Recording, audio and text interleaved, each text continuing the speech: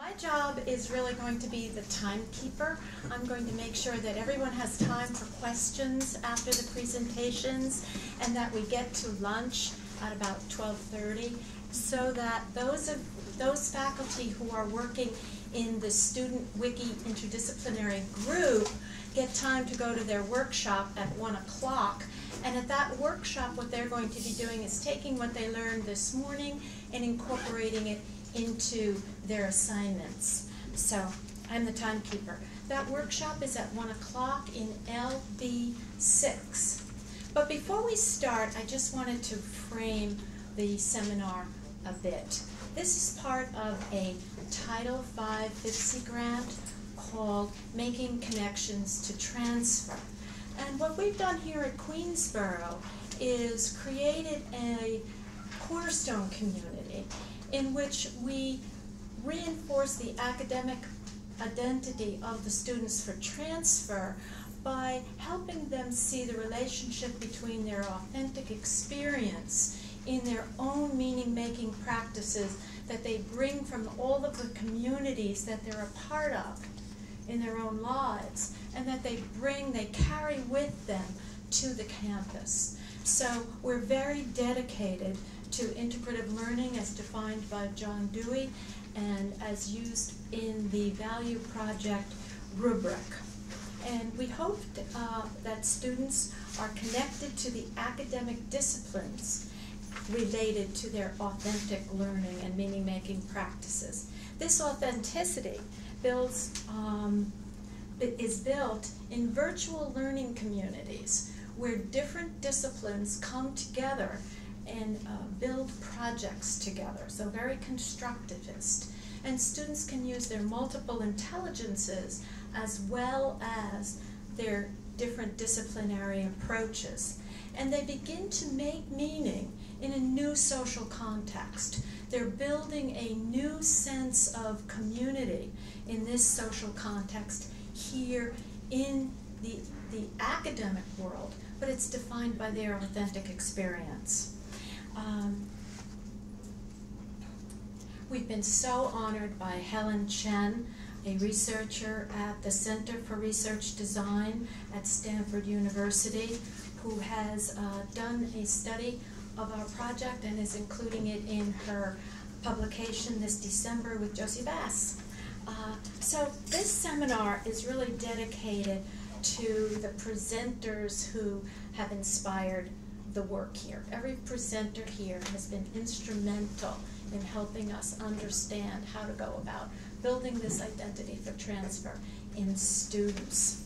So now I want to introduce you to someone who does not need an introduction. MICHELE CUOMO has been our inspiration, our support, and just never-ending pal in making connections to transfer. MICHELE.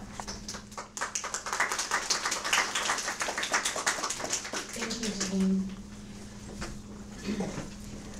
I want to take a moment to thank Dr. Arthur Flug for graciously hosting us. The Kupferberg Holocaust Research Archive is guests. If you have not been to our exhibits, please take a moment. It's very profound, the comfort women.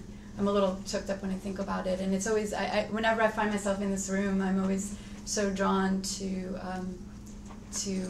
the work here, and it kind of makes me speechless. But and with that, I'd also like to draw your attention to something I've placed in your packet that's a little off topic.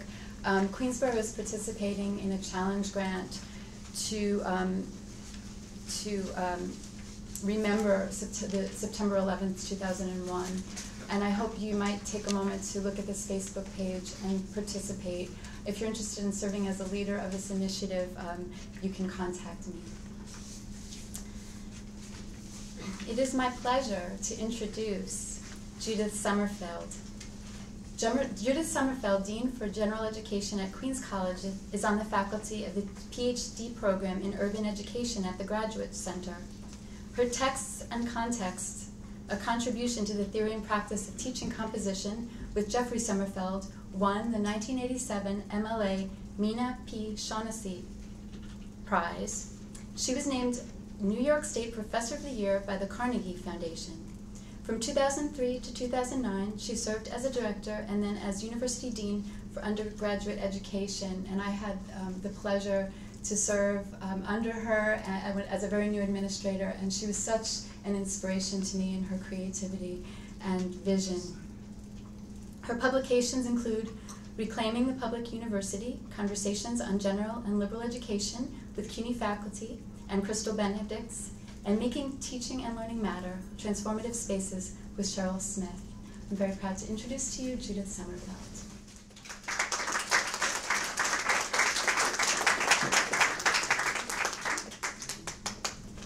Thank you, Michelle. Thank you, Jean. What a pleasure to be here, see old friends. Queensborough feels like a second home.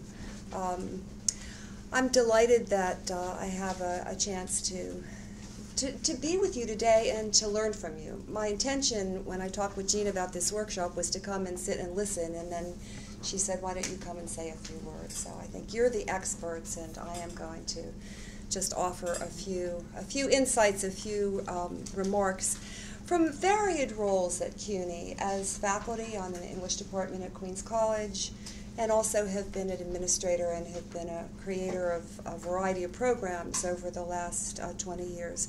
And also, as I'll say later, particularly within this context, which speaks to all of us, I want to talk about a project that I'm working on myself that is multidimensional as the daughter of a survivor. So first, I want to talk about why this work is so important, particularly now, why the work that you're doing here matters so much. You're trying to make connections, provide the context for students to make connections between their lives and the work that they do in the college, and also the world that they are living in as well, the worlds that they're living in as well. And what we have to do, and I'll say this right up front, is create institutionally the opportunity for students to connect. Queensborough students are our largest population, our largest transfer population at Queens College. So I will give you a little sense of what we are doing to lay the groundwork for something that we should have been doing for a long time.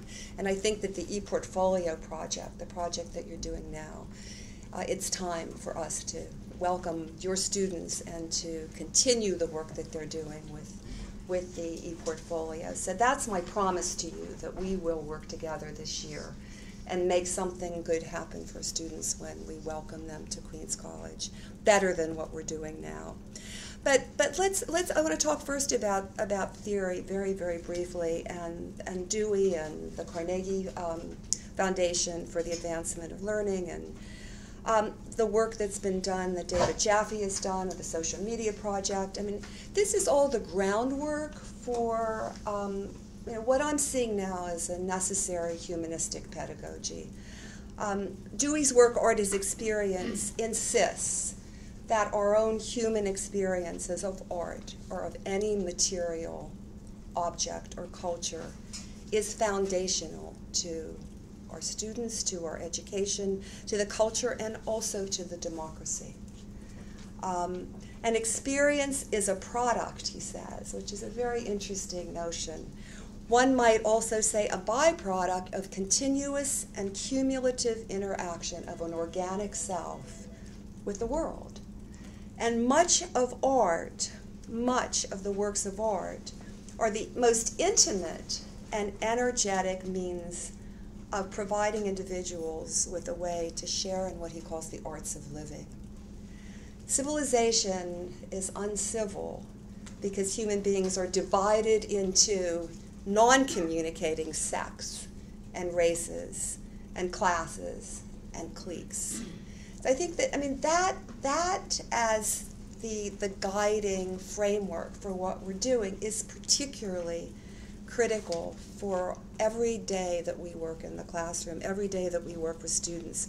We're talking about a pedagogy of engagement, of creativity, that brings into play how we see our students, how we value what they bring to us and what we expect of them. Such a pedagogy values their expertise and talent, the knowledge, cultures, and languages that they bring to our CUNY classrooms, and challenge us to create generative contexts for teaching and learning. They should expect nothing less than to be provided the tools and given the time to have experiences for coming to know and understand and question what's often taken for granted, learning to find out, to do research, respond to, reflect, interpret, make connections and make sense of their lives, and make art. A holistic pedagogy engages students in making, and that's what I see your work here as doing. We're living in a very crazy time, and we're not going to get onto this morning.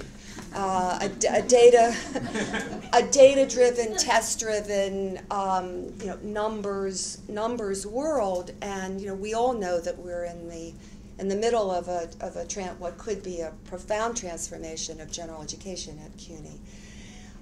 And so we need to be vigilant. I recommend that you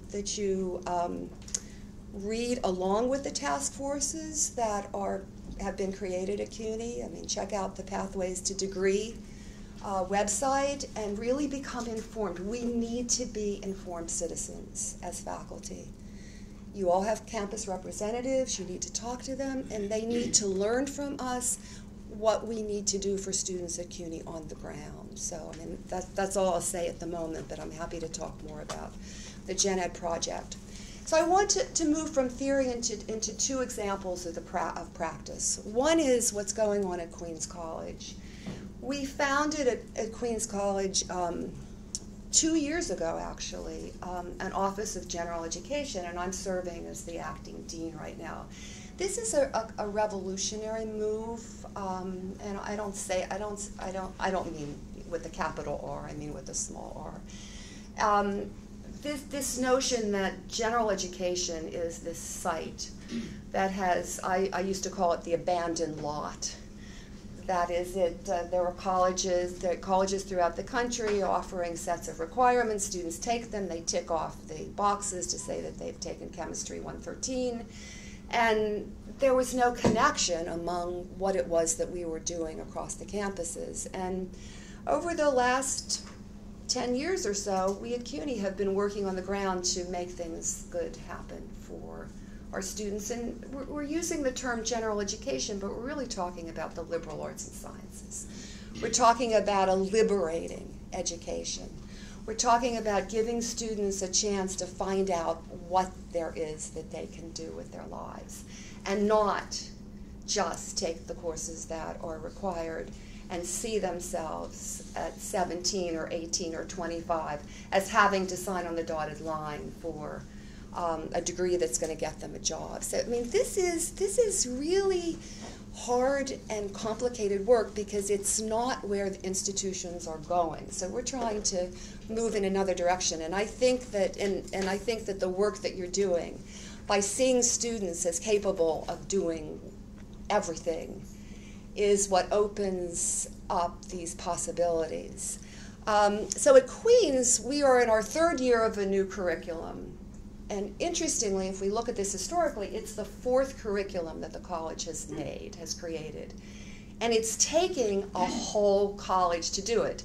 Our provost and our president are keenly behind this project, ahead of the project. And they see Gen Ed as the college major to which we all need to contribute, all of us, whether we're in master's students or whether we're in undergraduate students, we all have to be a part of this project. So we have a multi-dimensional Gen Ed program that is pretty messy, I must tell you, at the moment. But there's a promise there, and the promise is in what we call Gen Ed. It's the perspectives on the liberal arts and sciences. So we are teaching not just requirements, but perspectives on the world. So we have at the top out of my office, that is the administrative level, the attempt to bring things together institutionally. And that's not easy because we've never quite organized a college around providing the kinds of structures that we need to do to make a whole college curriculum. So that's where I'm spending a lot of my days. But we also are working on the ground. and creating opportunities for faculty to develop new pedagogy. So we have teacher-scholar grants. We also are focused on the freshman year again and again and again. I mean, we've been working on the freshman year for 20 years. But what I want to highlight is the following. We see the freshman year as having, of course, the 2 semesters. We focused only on the first until now, that is, the freshman learning communities. We've reinvented the freshman learning communities. We have 2 courses, not 3. We have a new writing course that is multidisciplinary, connected to a perspectives course.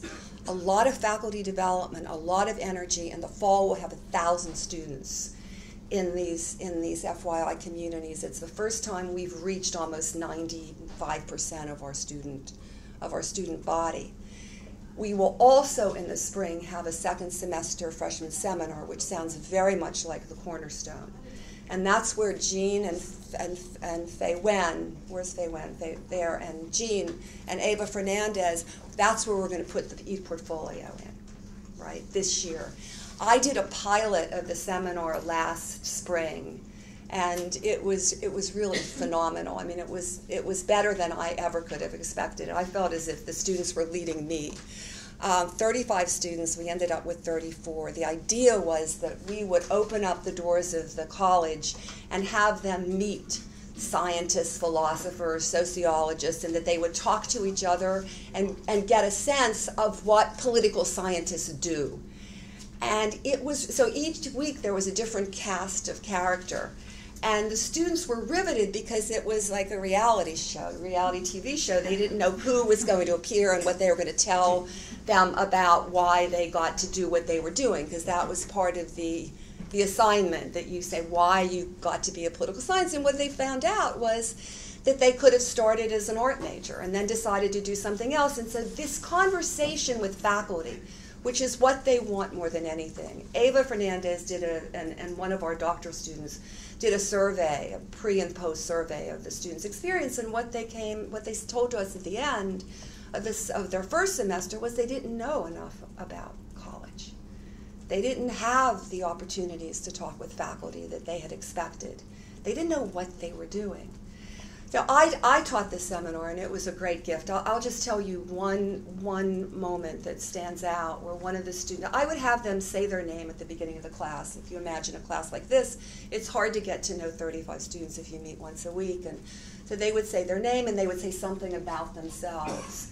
And so they would say, my name is so-and-so, Joyce, and I asked them how many languages they know. The one student said, well, let's see, I know 4 well, and then the other 4 not so well, right? That was one of the beginnings of the class. And so they got to know each other through what they bring to the college. But this one, and they wrote. It became a kind of writing room of your own, where they wrote privately in what I call a commonplace book. The British use commonplace books, not journals, but commonplace books for making connections, but they're private. And they kept them all the time, and they found that they found a place where they could reflect every week, every day. And then they made something public once a week, and so they read each other's blogs, they got to know each other, and so on. And one student in one of the writings said, when I say my name each time we're asked in class, I say it as if I'm asking a question. Joyce? Not as if I know my name, not as if I know who I am, because I don't yet have the confidence to speak in public. And the oral was a critical part of it, and the final project was the group project multimedia presentation of a major, where they had to go to a department, find out what biologists actually do. So what we'll do next semester is we're recruiting right now, is get, we hope, as many full-time faculty as we possibly can, and of course our cherished part-time faculty, to teach a perspectives class, a gen ed class, and to make it a writing intensive, and to start this e-portfolio that would hook up with the work that you're doing here. So there's a lot that's alive at Queens College, and it's an exciting place to be. Finally, do I have 2 more minutes? Yes. Yeah, finally I want to go personal for a minute and tell you about the project that I've been working on actually for a lifetime, which, as I thought about what I was doing today, and I thought about, where my work has taken me is, in so many ways, it's what I'm going to talk about is a connection between the private and the public. That is a way of making sense out of your own life, and to do it within the context of history, of story. It's a multimedia project. It's coming to be that. It's a biography of my father, which calls for connecting, as I said, the personal and the public, story and history, and wrestling with the questions that are not easily answered of how we represent our own lives. My father was an immigrant from Eastern Europe. He was an escapee or refugee at 17, and he spent a year and a week en route to America during the turbulent Russian Civil War of 1921, and he told the story every day of his life. He saw a pair of ears, and he went for them. He didn't care about your life, Tom. He pretended that he did, but he had to tell. He was not like what we know about many survivors who speak silently. His father and oldest brother were murdered in the house. He ran out the back door. He lived in attics for a year, and he told this, but he told it within the context of how you built the house, so that he was deeply, deeply engaged in the ordinary, and what life was like, and what the family that was lost was like. So he insisted that his two daughters know what had happened to the family and to the world that he knew. I got interested in narrative scholarship because I was trying to figure out what in the world he was doing. I finally, had to take a step back and understand, that what he was doing was so necessary to his being, and then it became necessary to my being, because my teaching then, particularly at CUNY, became wrapped up with teaching children of immigrants who had stories to tell and creating the kind of context for their feeling that they could not only just, this is such a complicated issue, we're all going to get into it now, but it's such a rich philosophical, psychological, historical, pedagogical question of how we ask students to represent their lives. And I did a lot of research. I did a dissertation on this. So in what's happened is that as the digital world, as the global world has emerged, I started taking notes when I was an undergraduate. I started writing. I have notes from 100 years ago, and handwritten on both sides of the page. Talk about artifacts. And then the tape recorder, of course, became evident, and so I have 12 hours of tapes. My father's been gone for many years, but now I can sit and listen to these tapes.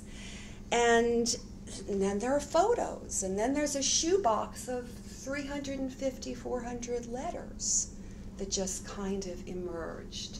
And then there is what happened in the Soviet Union in 1991, which means that archives from all over the world are being opened to those of us who want to do this kind of research. And then there are maps, and the maps that have changed, and the history that's changed, and the maps that my father drew on graph paper with X's and O's. And then there's this family that was split apart. My father was the 11th child, 11 children. 4 survived. 2 came to this country, 2 went to Buenos Aires. So there's suddenly this global family that wants to know these stories. So much of that history of what happened during the first part of the last century has been submerged into the Holocaust. And that history is now, for many people, amazingly being uncovered. So there, Tom Snyder's extraordinary history that just came out this year called Bloodlands, that is an astounding history of the Hitler-Stalin connections, but also of what went before. So the resources, David, you know this, are just astounding. And you know what? There's literature, there are stories. I have newspaper accounts from 1920 There are postcards that I'm having translated. Bob Whitaker, my dear friend, has helped me so much translate some of the Russian. And finally, there is the land itself. In the summer, I was able to go to the land that my family came from and to see firsthand, you know, what the sky looked like and what the water, the river still looks like. All of us have, as faculty, and this is my point, all of us have these cultures and these stories and these talents, as do our students. And I think that it's when the two come together, as is happening here, that we as faculty, as well as our students, can dare to do the projects that we ourselves need to do. And I think that that's what I'm saying, and thank you for giving me a chance to say it. So I'm happy for a minute for questions. Any questions? You know, and certainly I'm around if you want to talk. You can also talk about it. Okay.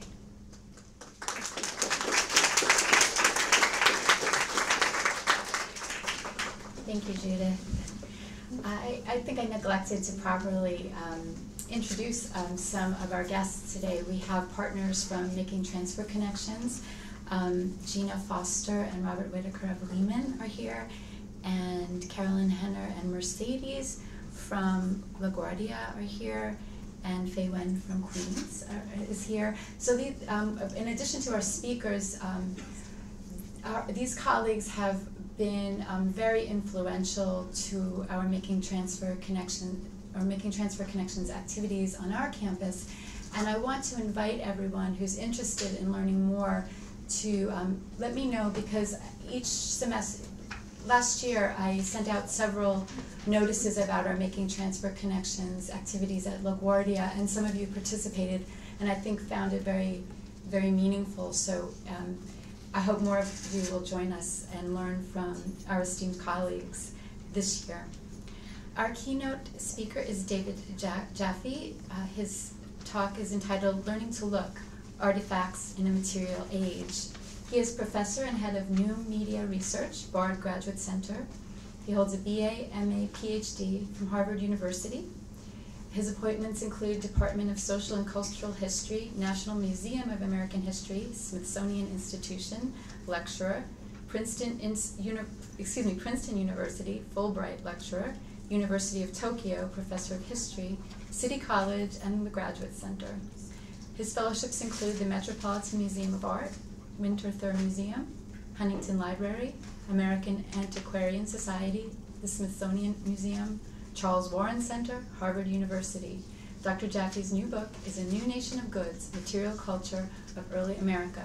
Please join me in welcoming Dr. David Jaffe.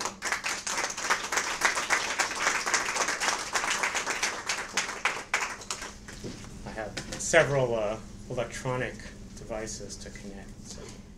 I was going to sort of follow Judith and try to start actually with my own sort of stumbling journey, not stumbling as because I'm not implying at all, my own, which is a stumbling journey towards learning how to sort of look and use artifacts. Then talk a little bit about faculty development projects, which help us maybe avoid some of the stumbling and do things in a more collaborative fashion.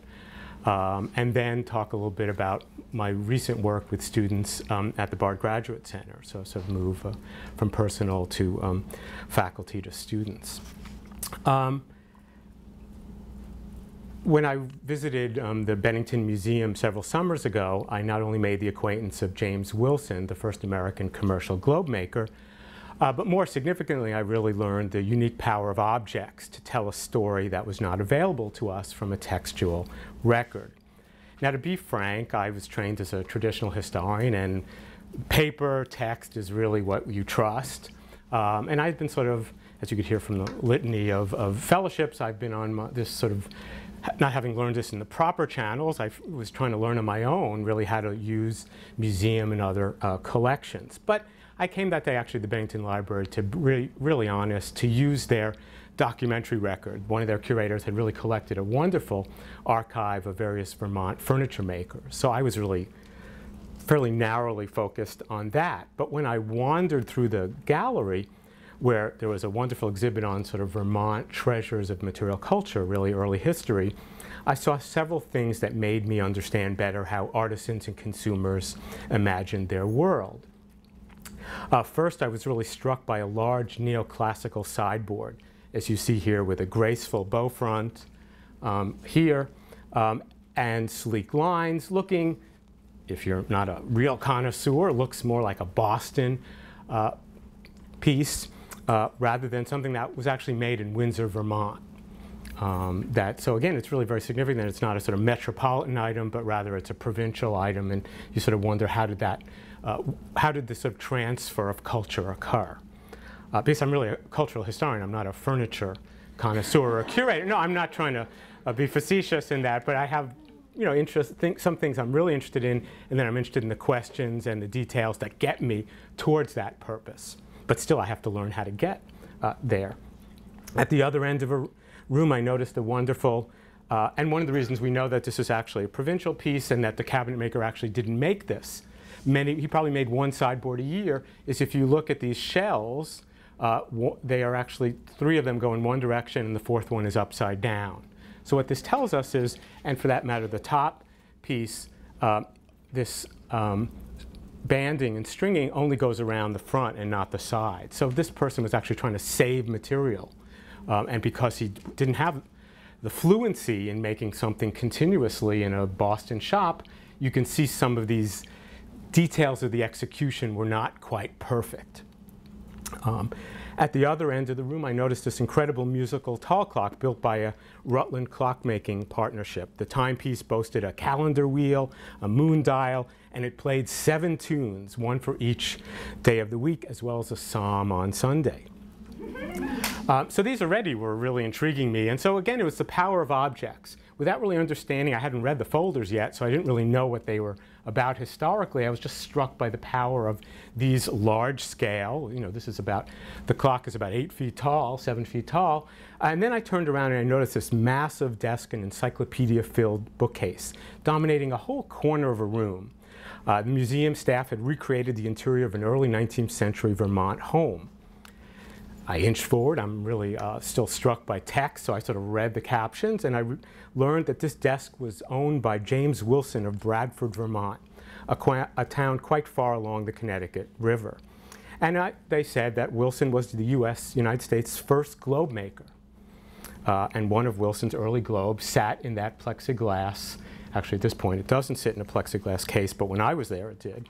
I was really struck by, one, I didn't know there were any American globes that were made in the 18th, early 19th century, or that someone in a relatively out-of-the-way place like Bradford, Vermont, which is all the way up the Connecticut River, was making globes when most of them at that point in time were imported from London. In fact, they're all imported from London or Amsterdam or Paris. So I left the Bennington Museum that day really enthralled with a story, the story of how did James Wilson learn to make globes in this upper Connecticut River Valley town in the 1790s. I learned that others, actually, it turned out, there's a very rich cartographic literature, which I wasn't familiar with. Others had tried to make globes. This New Hampshire shoemaker, surveyor, and farmer, Samuel Lane, made his own idiosyncratic version of a terrestrial globe. About 1760, he turned this 7-inch oak sphere on a lathe. He then scored the outer side of that surface, which is not how you make a globe. A globe is actually hollow, made of paper mache with sort of wooden arms that hold it up. He scored that painted surface, cut degrees and continental boundaries on the painted surface, and then pinned it into this pine table, which he had used a milking stool so he could revolve the globe. So again, he's using homespun. So increasingly, I'm less interested in the transfer of culture across the Atlantic, the sort of diffusion downward, but rather the grassroots movement upward, which appealed also to my social, historical, and otherwise political goals. But clocks and globes offered consumers visual control over time and space, and James Wilson's story offered a compelling look at the role of the object in structuring knowledge. Wilson, farmer and blacksmith, created, as I said, these first commercial globes. And he really navigated between the arts and sciences producing new cultural commodities in the new nation. This terrestrial globe, produced about 1810, sits 13 inches in diameter, and really represents the first American commercial globe, meaning something that is available for sale, and was quite a revolutionary object in its day, and among collectors for that matter now. Wilson was born in Londonderry, New Hampshire in 1763 with little formal education. He worked on his father's farm, learned blacksmithing from his uncle. In 1795, he set off for Bradford, Vermont, from New Hampshire to visit relatives. Along the way, and this is a family story which I rely on, though I'm not totally sure in this case, but it suits my purpose. He stopped at Dartmouth College, where according to these accounts, he saw a pair of terrestrial and celestial globes, and globes in those days came in pairs, so you could see the heavens as well as the earth, probably for the first time. Supposedly he saw this through a keyhole, and it so fired his imagination. Be that as it may, keyhole or not, Dartmouth College or not, the fact is no one was making American globes at this point in time, and this man decided to do so, struck in some fashion by this goal, when all globes were imported from Europe. He then moved to Bradford, where he and a cousin manufactured axes that winter to pay for his newly acquired land. The next year, he made his first globe, a large, sort of like Lane, a large solid wooden ball covered with paper, with the continents and countries drawn in pen and ink, which again is of course not how an engraved globe made with gores would have been, and you'll see one of those. However, he faced his first problem, which was he had actually a limited knowledge of geography, astronomy, and cartography, which is quite a problem if you're going to be a globe maker. So the whole question I was facing is, how do you actually know what to put on that globe? I mean, he could copy European ones, but I don't, so he realized $130 by the sale of his farm produce that winter, and this significant amount allowed him to purchase the 18 volumes of the Encyclopedia Britannica, which was then published in Edinburgh, and it had a vast repository of information about the arts and sciences, and encyclopedias really are the archetypal artifacts of the Enlightenment. They are at this point in time a compendia of all recognized knowledge.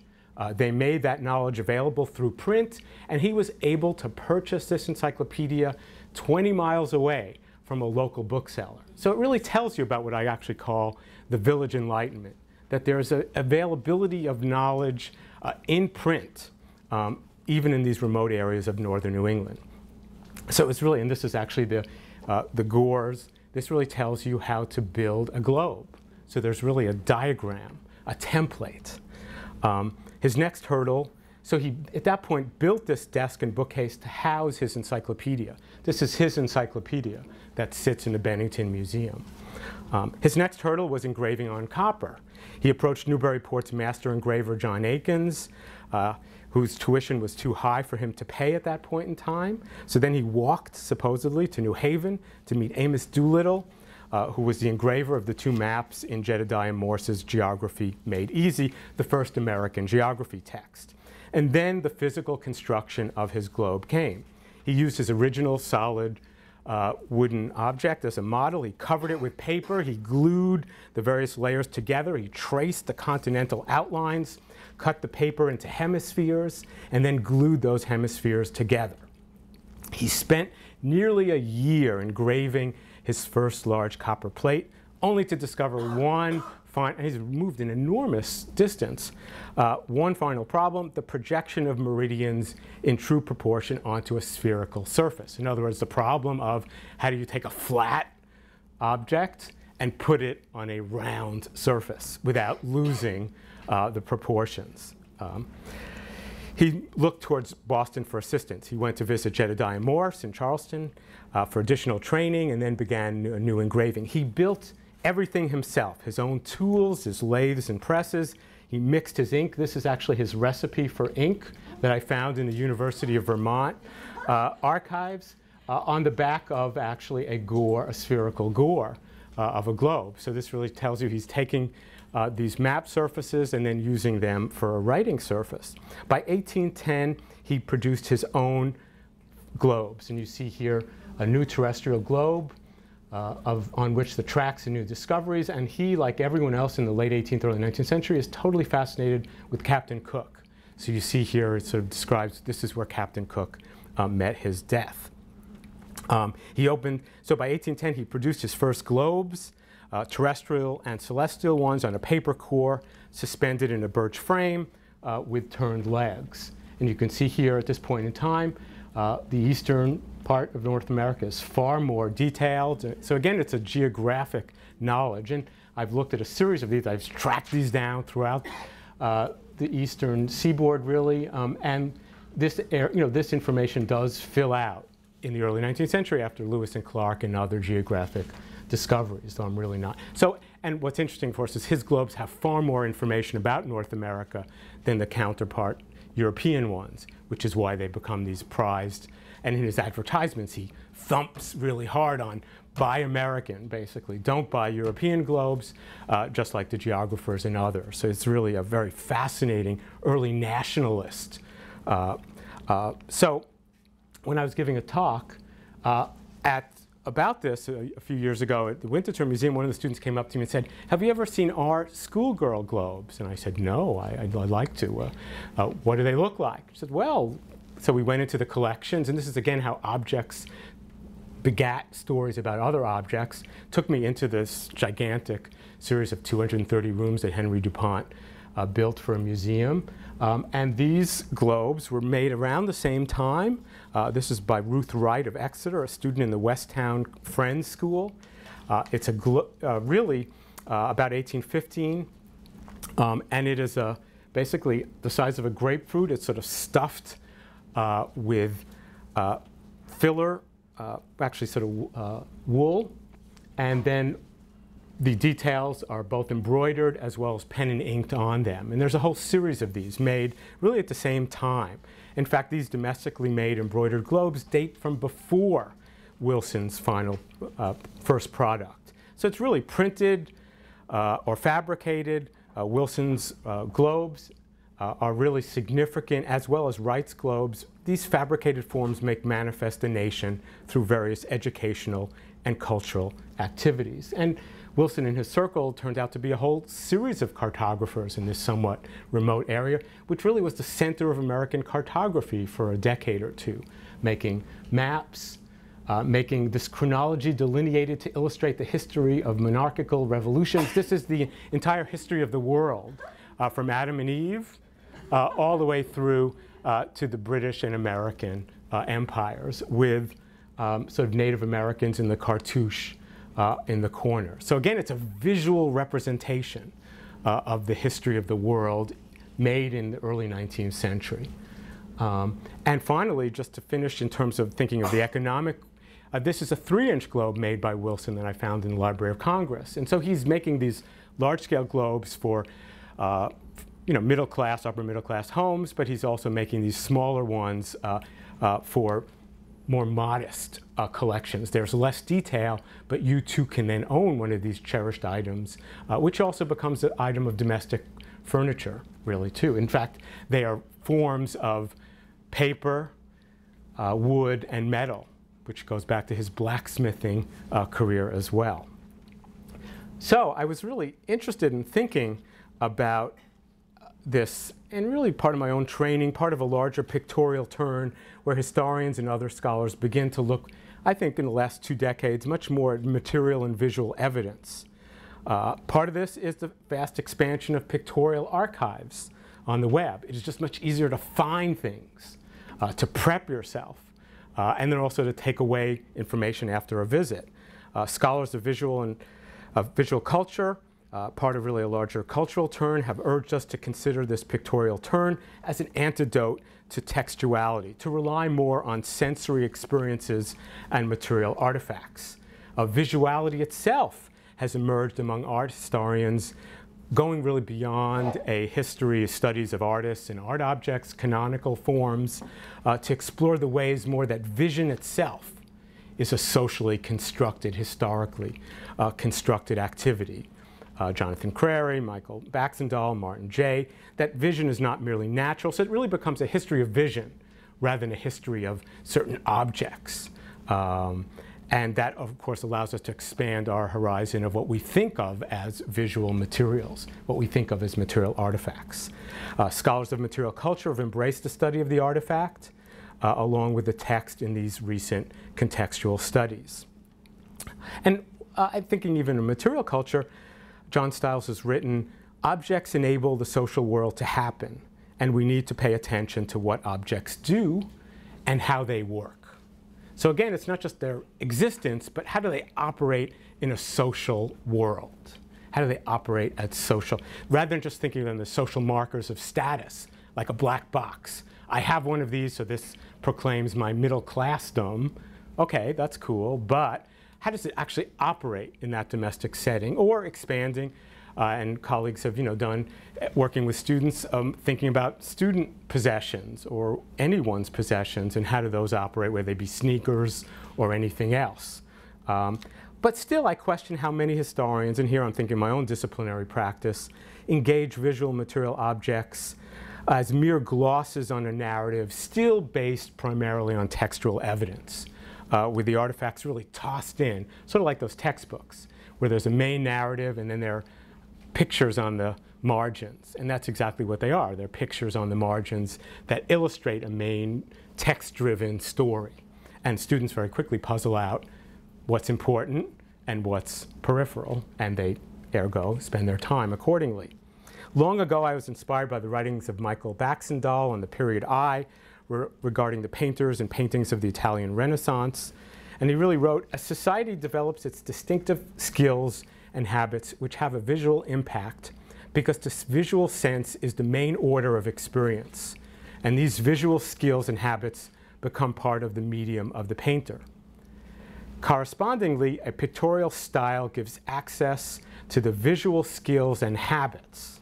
And through these, and so this really becomes a history of style.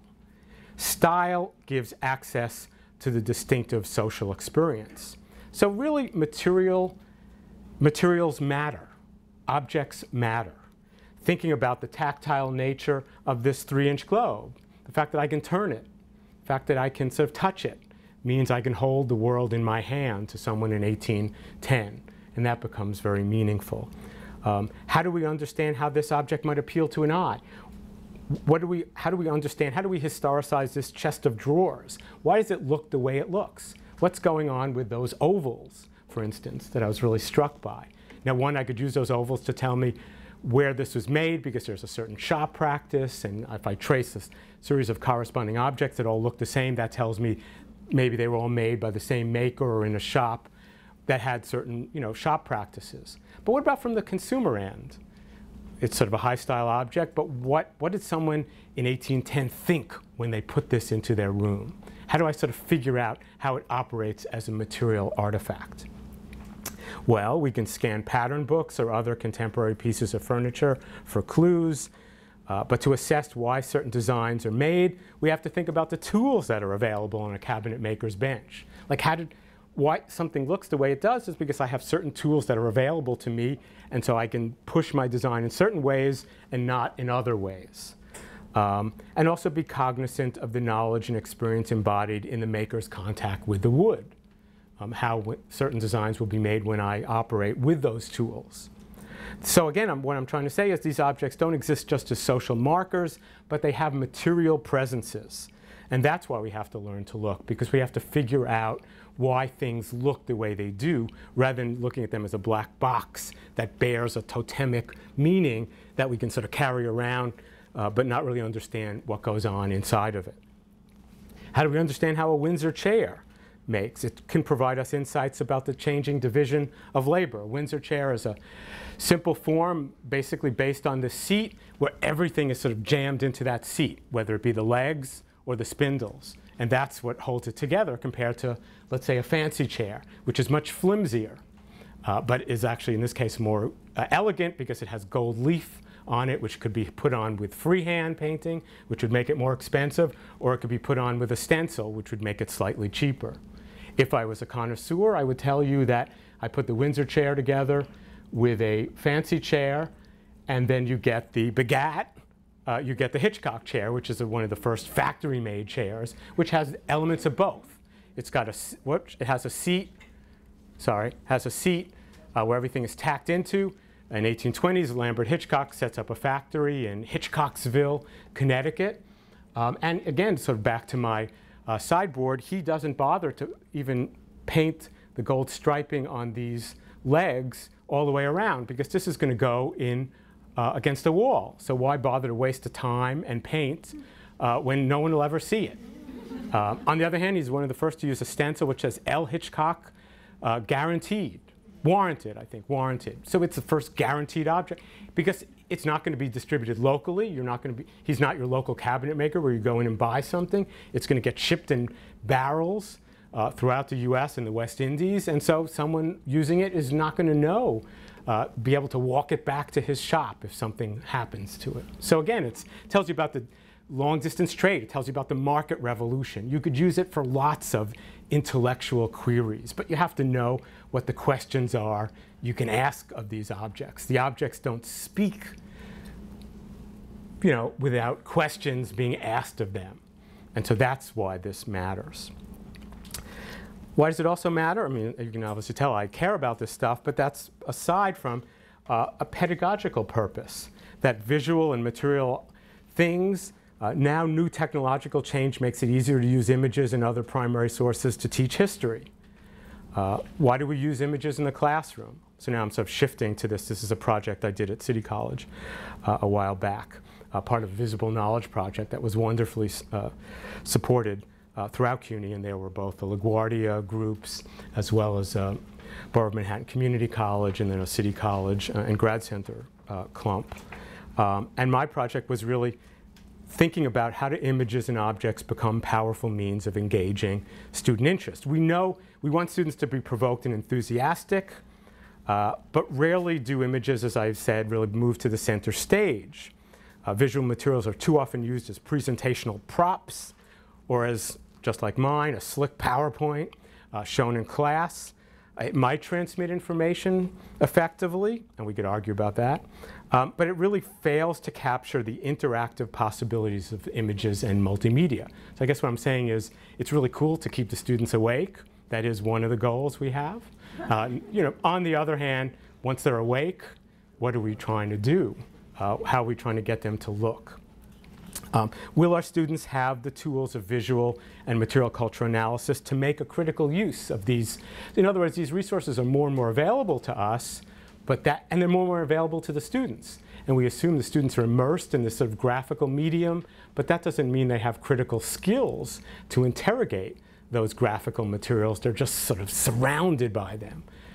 Looking at Facebook doesn't necessarily imply one has tools of visual analysis, even if you're uploading your photo books to them. So, I think one of the goals is, and so I wanted to really talk a little bit, how do I know why am I pontificating? Well, I was invited to pontificate. But aside from that, I'm also coming from studying the way my students have looked at these visual materials in this VKP project.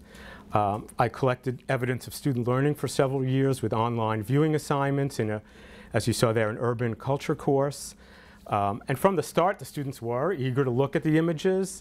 But the exercise of putting them together, moving back and forth as a historian might do, proved elusive.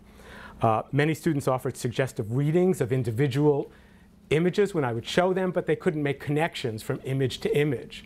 And even more difficult was, and again, it's my own lack of knowledge, they couldn't move from one week to the other week. I would show them something, we would gasp in a really provocative way one week, but then next week when I showed them something else and asked them to refer back, and I realized, well, I'd better think harder about how do I build scaffolding, how do I build a structure that promotes the goals that I want, rather than assuming that the visual materials would naturally engage. Well, they did engage them, but it wouldn't necessarily promote learning, which, no secret, was my goal.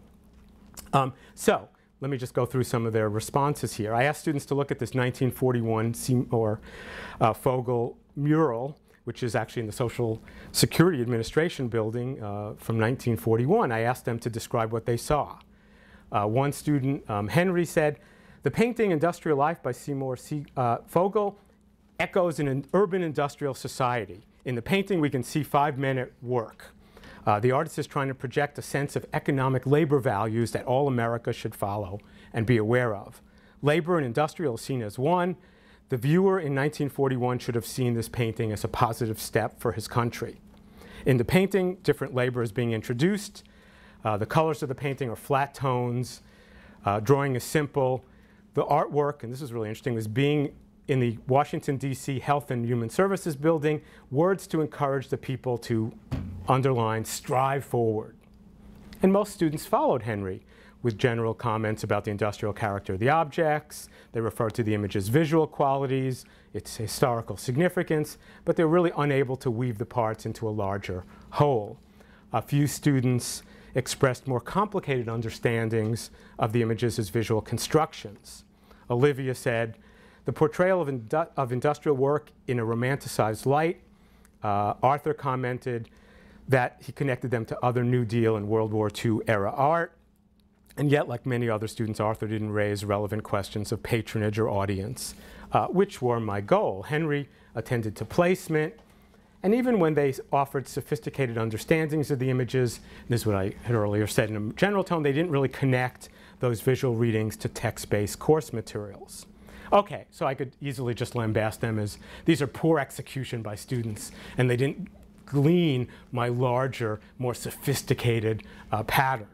But that's not really the case. It was my own lack of sophisticated scaffolding and structure to enable them to make the connections which I was looking for.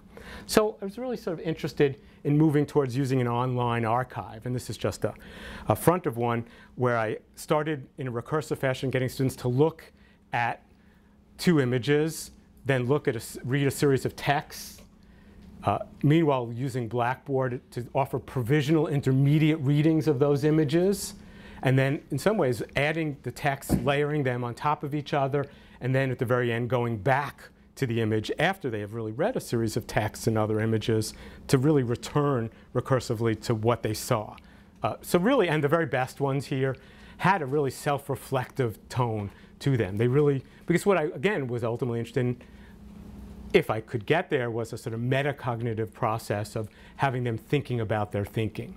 And some of my students, you know, and so what I wanted to shift to now is, this is cool, you know, I stumbled through a lot of this over a decade or so, but increasingly because of the wealth of digital resources and really smart people out there and so on, there are some interesting possibilities for using web-based teaching activities, really to help us promote some of these goals. I was really inspired by this, it's a fairly old project, the Lansdowne portrait at the National Museum of American Art, really how interactivity can lead to complexity. It's an interactive portrait. The visitor can use various filters, symbolic, biographic, artistic. So it has this wonderful heuristic device where students can look at and understand, if I look at this with these questions about the biographical, I learn about Washington this way. If I look at this in the aesthetic mode, aesthetic filter, I will look at the same details in the portrait, but I will be looking at different things. And again, this is simple. Seems obvious, but it's not obvious. And it's a really very powerful use of a simple flash animation. And so again, I think this really allows, it's great to use these archives, but again, my experience has been, of course, you put students, Randy Bass has this wonderful term, the novice in the archive. You put the novice in the archive, they don't respond as an expert learner at all. Just because you can get into the archive doesn't mean you, again, know what to do when you're there. So it goes back to these questions. We have there's a wonderful CUNY project investigating US history, where there's a series of 12 modules. We crafted inquiry-based assignments that ask students to engage in authentic research tasks and complex assignments to make use of these vast storage and retrieval activities, the capabilities of digital archives. But also, we spent a lot of time working through these together. And we also used something like 35 testers, field testers, to use these activities in classrooms throughout CUNY, all the different segments of the university, to really help us draft these, polish them, rework them. So it's a wonderful use over a 2-year period of substantial funding from NEH, but also more significantly a faculty development project where people gather together to promote talking about teaching. And that's ultimately what people said is, It was really great, the multimedia part of it. It was really cool. It's very powerful that we have these in existence, but the conversation was equally valuable. Another wonderful project is Making Objects Speak, which is a John Jay project, which actually uses faculty throughout CUNY, designing interactive audio tours of various New York City cultural and historical sites. There are 12 downloadable tours into MP3 players or whatever, by experts, accompanying resources, for a direct visual experience of artifacts. So these are not like you go to the Met, but you don't listen necessarily to Philippe de Montebello tell you about these art objects in a wonderfully art historical, rarefied tone. That's fine. But it really is told for use in a humanities course where the background about Homer is far more valuable. And so again, it has learning and visual activities embedded into the narrative. So stop here, look at this, think about these questions, write this down. And so again, it's for our purposes. So again, we're using the wonderful resources that are out there in a sort of, I wouldn't say a countercultural moment, but against the grain, against the art historical canon, into purposes more about sort of humanities inquiry. Or there's another great project, Picturing U.S. History, the American Social History Project has done, a collaboration between art historians and historians. And it has contextualization.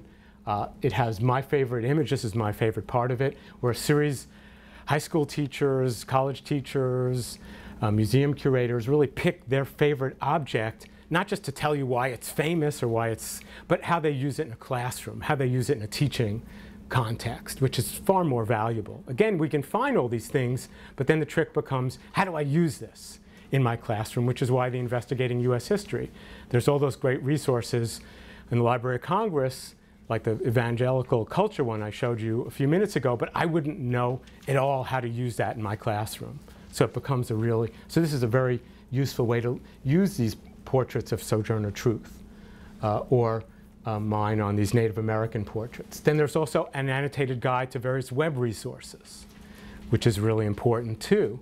In other words, there's all these things out there, but how do I find something that's useful? How do I find something that has interactive activities? You don't necessarily have to create everything from scratch. That's the good news.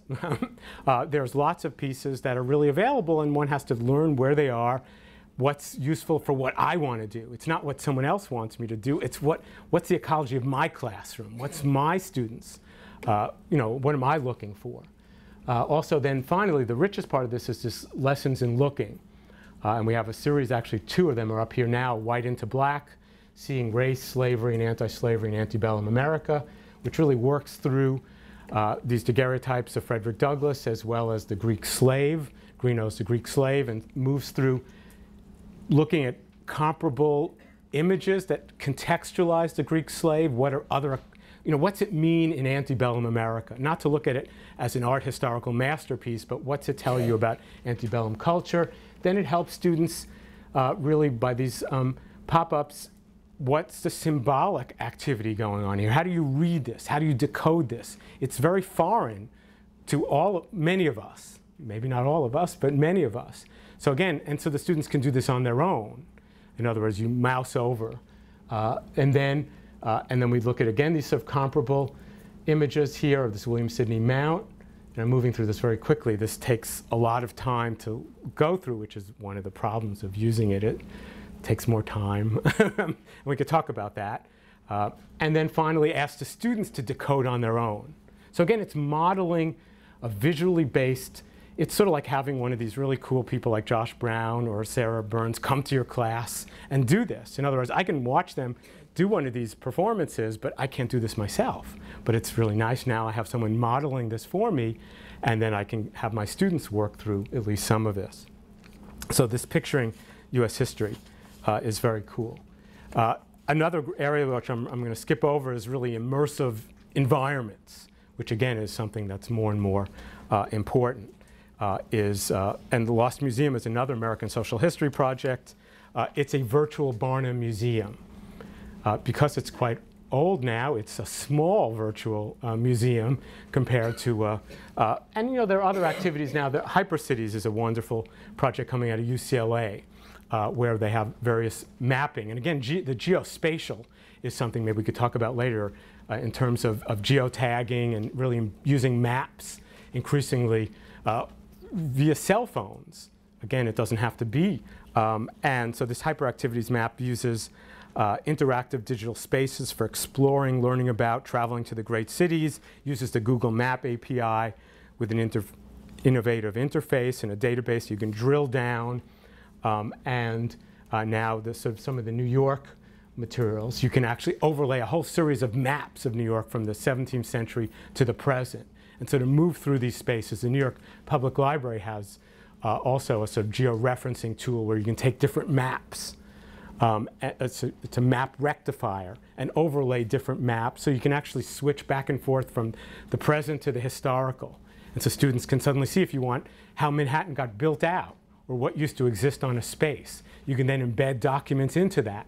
So you can actually use the spatial, and this is of great interest to me as a scholar and teacher of New York City, to use the city not just to pass out documents, but have my students work through and then finally embed their own material. So I finally want to move to, it's really cool to think of using these materials as a consumer, even in a sophisticated, interactive way, but what I wanted to close with was, do I have a few more? Yes.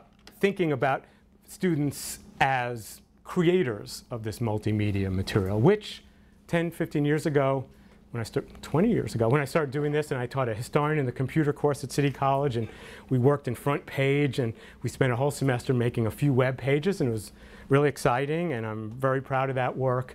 But I spent more time teaching, and then we moved on from Front Page to Dreamweaver or whatever. But as you can tell from my tone, I spent more time teaching software, which is not something I'm particularly good at. And then there was no time to do history. There was really, what I was really trying to do is get students to think historically. So I think it's an exciting period of time because so much now is templated, like some of these web projects, but also other. So what we've been doing at the Bard Graduate Center, which is a small place, which makes it really easy to experiment. And one of the great opportunities is you're really thinking about how could I do something different that couldn't be done in the regular medium of the classroom. When I came to BGC, I said, well, what kind of platforms do you use for distributing material? I was thinking more of distributing. And I said, do you have like Blackboard? Do you have some? No, we don't believe in this. I said, what do you mean you don't believe in it? Well, we're not interested in, we have these 3-hour classes and that's what we focus on. I said, well, that's great. You have more time to do something. But I wanted to use this sort of interactive medium to have students create materials. And in 3-4 years, we've built a digital media lab. We have a whole series of student projects. It's been immensely head-spinning. And what we started on using, and I just want to go through one strand, we really use wikis now as the platform for all of our course material, everything.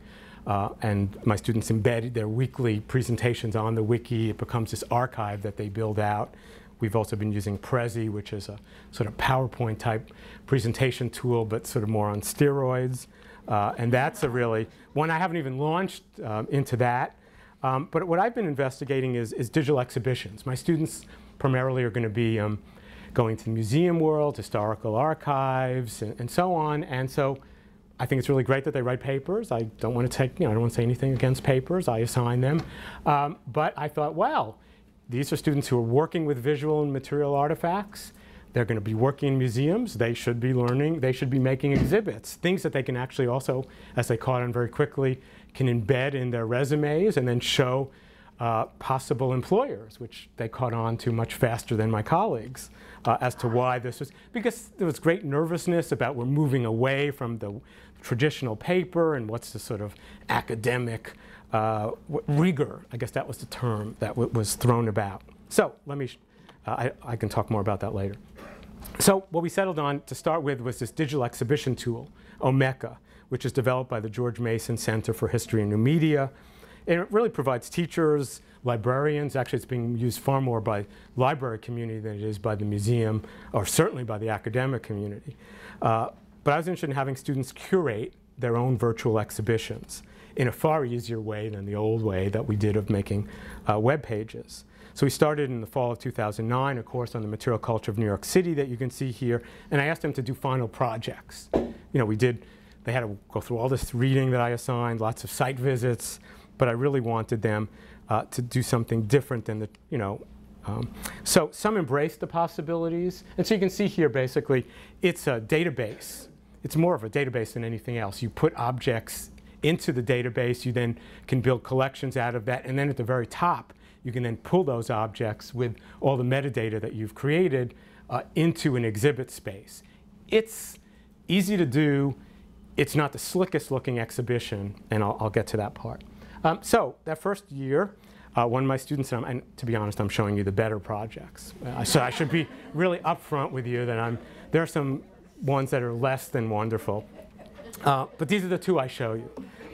So this first one, and again, my students actually, a lot of them are design students, so I shouldn't have been shocked that they cared a lot about how these things looked, which so did I. So this student wanted to work on the stereograph in 19th century New York. And so she really plunged into the vast digital archive that is the New York Public Library's digital gallery. So again, we didn't digitize much. And I didn't encourage them to do that because we only had a semester. And I also wanted them to use the existing literature on stereo views to explore cultural questions about the city's role as a source and subject of visual imagery. And so Hannah worked through, you can see these different categories, made in Manhattan, and then she has a series of these stereo views. And I try to explain to them, to be honest, I am going to evaluate this. It is an academic exercise. This is too much label copy if this was to be an exhibit on a wall. So if you're doing this in a different venue. And then we had to go through this the first time as to what were the assessment issues in terms of, I wanted the reading to appear in places too, which wouldn't be actually good museum practice. Another really interesting project, the second one, really how the digital environment could be used for innovative storytelling, is this separate spheres, 19th century servants and the objects they use. It focused on domestic labor in the Merchant's House Museum. We had gone to the Merchant's House Museum, which is a wonderfully under-visited extant townhouse in Greenwich Village. We walked through the space. And so these students really wanted you to walk through the space. But instead of walking through, and this is what's interesting about this, instead of the interpretation the museum gave, which was more of the family that lived there and the objects that were in each room, the people who were not in the tour were the servants. And that's what my students were interested in. So they wanted to, again, so talking about the Met, they wanted to go counter. Slight interruption. Excuse me, does anybody own a red Honda Accord parked in the main lot? No? All right, thank you. Sorry for No. So again, it was sort of a counter narrative to what was being presented in the museum. But again, this virtual medium allowed them to do that. They couldn't go to the museum and reorganize the objects or redo the tour by the docents. That wouldn't be allowed. But they can do this in their own space. So again, it's using extant materials, using their own experience. So they have background. They then they really walk through the different rooms of the museum. They took their own photographs, which you can see here in the kitchen. They talked to the educational staff. They try to recreate the space as it might have been experienced by a 19th century domestic servant. So it was a really interesting project in a fairly short space of time, which we realized, so they wanted to do sort of high-low, upstairs, downstairs. And again, there's a lot of text. This was sort of promoted by me. I also, to be honest, wanted a source page. So it has the makings of a sort of paper, but it's really getting them to think about the design issues, about the promotion of the objects in terms of what we were interested in. As I said, some of the other projects were more perfunctory produced. I saw people, scanning things out of books the night before they were due, and so on, which didn't produce a particularly engaging, because this took more time. There's no doubt that this was a, and what I really realized, and it was sort of fair, was we didn't really have a common basis as a class to talk about digital exhibitions. I really never made clear what I was looking for in terms of what the genre of a digital exhibition. I sort of assumed it was understood, which was always a mistake. I didn't myself really. And also what bothered me was the range of visual materials and media was flattened, which is always the case in the web. Everything looks the same. It's the same size. A painting looks the same as a teapot. or a 10-foot tall sculpture. So they had many of the objects came from the digital gallery, so they all looked the same. They had the same sizing. And so I was really wanted to think harder about materials, the artifacts, as well as, I was very ambitious, the material culture of 19th century New York. And I really discovered a lot of the students didn't think visually, did not always think visually as well as think with visual materials to make a cultural historical argument. So the next time, just to jump to the conclusion here, I decided to try a more integrated, and so several of the projects, was in the last 2 semesters, we've done a 2-semester exhibition course. The BGC has always done these exhibition courses with the Met, New York Historical, Natural History Museum. They're usually a curator, professor, or organized, and the students write label copy or exhibit entries, catalog entries, which is great, but it's really top down. And so in my typical, must have been from my years teaching CUNY, I really wanted to do something different and more from the sort of bottom up. So I said, well, I really want the students to create the exhibits, not me to create the exhibit. So here's the parameters. We worked with whatever the New York Public Library has on 19th century New York, which is a lot. It's mostly digitized, so we did have some funds to digitize a few items that were not. And so one group wanted to do maps and views, including these incredible fire insurance maps. And he was able to layer decade by decade what a block had changed. You could really, like flip cards, you could sort of see how the space has changed. Another group wanted to do guidebooks. They were really totally fascinated with the plethora of 19th century guidebooks. What's it like for strangers and residents? Why did they need guidebooks? What was being guided? What was the genre like? And then another group wanted to do street vendors, which proved really difficult because many of them were invisible in terms of the visual record. And so how do you do a topic where there was very few sources? So that was and so we spent the fall, and we went every other week to the New York Public Library to to the print and photographs room, to the map room. So I really wanted them to work with the objects and to look at a Currier and Ives print of Central Park that's 5 feet wide to sort of see what it looks like in the level of detail, how that would have been experienced in someone's parlor compared to what it looks like on the web. And so what we ended up with, really in May, was this. The students decided, they rebelled. They didn't really want to do Omeka. They just said, I understand why it's easy to do or easier. We want to build a custom-built website. I said, well, that involves a lot of coding and stuff. And they said, no, this is what we want to do. So we were able to. We do have a director in our manager in our digital media lab, Kimon Karamidas, who used to work with Steve Breyer at the Grad Center, and Kimon was able to help him with some of the technical stuff. So I don't want to minimize that kind of support. But they spent hours and hours in the lab writing code, moving things around, and we ended up with this exhibit, which is really probably easier to just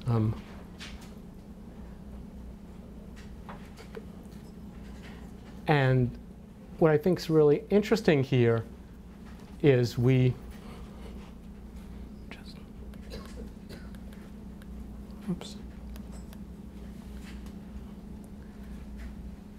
and so we have 5 different exhibits, sub-exhibits. This is what the exhibit is. It's not my exhibit, though actually I do research on this topic, which I try to keep relatively quiet, because I didn't want it to be my design. I wanted it to be, and you see the 5 different sort of exhibits that make up the piece. And so the guidebook folks really wanted to sort of work with, they're very interested in the genres and what the experience would have been like. And then, interestingly enough, they felt the experiential side of it. What it was like to go to the library wasn't being captured. What it was like to sit in the reading room of the Milstein Local History Room wasn't captured in the exhibit. And so they were able, we have flip cameras that we use in our lab. They actually made a video of, actually in the reading room, of what it was like to sit there and hold these objects and sort of Our first book is The Strangest Guide to the City of New York by Edmund Blunt. So this is our earliest book. It's from 1818. And he claims in his introduction that this was actually the first guidebook of its kind to be published. Blunt mentions in the preface that this book is intended for the use of strangers, but that residents of the city would also find it useful as a point of reference. And as you can see, the index is quite substantial and has a lot of information. And so increasingly we're actually using these flip cameras, though now you could again use a cell phone for much of this, in a landscape class where students are doing projects. Instead of writing about Central Park, they're using these short videos as a means of sort of narrating their spatial encounters with the landscape. And this is, and then we use this map as our sort of base map so that you could, again, this is the power of the web, you can have multiple avenues into this material. You could work through exhibit by exhibit, page by page, as you can see from the left-hand navigation, but each one of the exhibits has a different color, and you could actually visit, you should be able to. Okay, we have some sort of issue here with the way it's set up, the JavaScript. But take my word for this. I didn't test this out. So you could look at each one of the different exhibits. You could pull up exhibit by exhibit. You can move around the city. Since we have one exhibit on Central Park, you can see why these sort of green ones are all clustered up in Central Park, while the street vendors are more down here and sort of Lower East Side. And so there's a real, and what I'm hoping to do is over semester by semester build out this interactive map so that next time we do this, and hopefully we won't have the same resources, it'll be much simpler. And my students can really start to build a sort of interactive, map-based, spatially based textbook about 19th century, 20th century New York. And so what I think is really interesting here is, there's lots of work to do, both in this course and how we design activities for students to promote learning with visual evidence. I'm encouraged by the multitasking that was going on, learning about the library collections, the various visual media, the cultural historical issues of 19th century New York life, as well as thinking about what a digital exhibit should look like, which again was very important professionally. I think the balance between visual learning and historical understanding was something I've really been grappling with for a decade about how do I titrate that balance. I really want both. I want it all in terms of their time, my time. The demands and time necessary to learn various visual tools is a significant factor, which goes back to the long established issue of coverage. How do I find the time to do all these things while also adding new tasks to be learned? And then finally, the whole vexed question of assessment. How do I evaluate these projects as pieces of cultural history, as digital designs, as some combination of the two? And I think these are all open questions that we could talk about. But what I am convinced about, even if I don't have the answers to all the above questions, is that this is an important path in terms of multimedia learning that we need to venture down as teachers, that the visual and material record is too vital for us to ignore, and that the digital tools are now available and that the time is right. Thank you.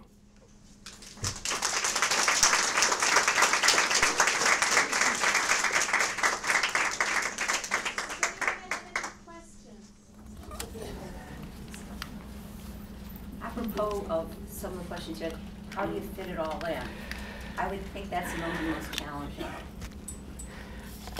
Yeah, I mean, and that's, to be really, I don't want to go on about the luxury of having 2 semesters to do, I mean, I learned the hard way in terms of the first semester how much was missing and what gaps there were. And so having 2 semesters, and not all the students continued.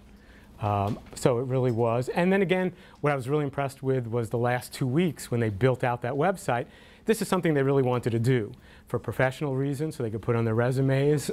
And in fact, one of my students, just got this job at the Preservation Society in Newport. And the director called me up and said, I want a collections manager of the 21st century. And I said, what's that? What does that mean? He said, someone who's really fluent with digital materials. I said, oh, Miranda can do that. And Miranda can't actually do all of that yet. No one can.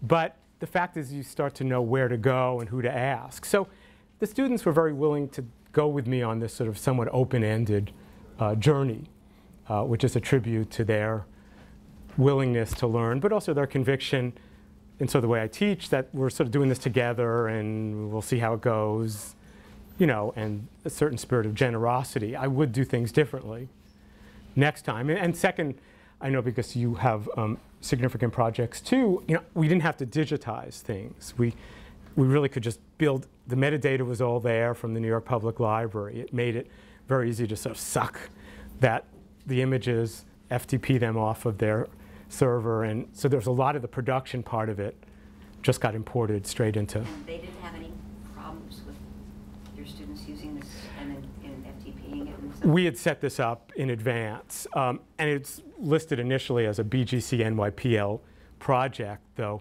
because there's been so many changes in the NYPL in the last year, we've somewhat lost, they've lost track of us. So it's really, it was going to be on their website and our website, and now it's on our website.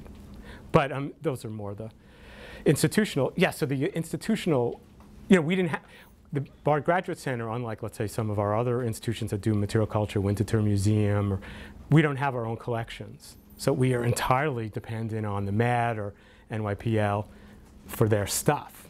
So one has to really learn. But on the other hand, it was really a wonderful, the New York Public Library was wonderfully generous, unlike, let's say, some nameless museums, which are hard to work with and stingy with their time. The NYPL was not. And each room, curators welcomed us, and they were really glad to show, you know, spend 2 hours with us, and that really helped. So without that, you know, I couldn't. So it really was a collections-based course, but it ended up with this really rich exhibition component. Did they Caroline? use models? Did they look at other museum sites and critique sites? Or?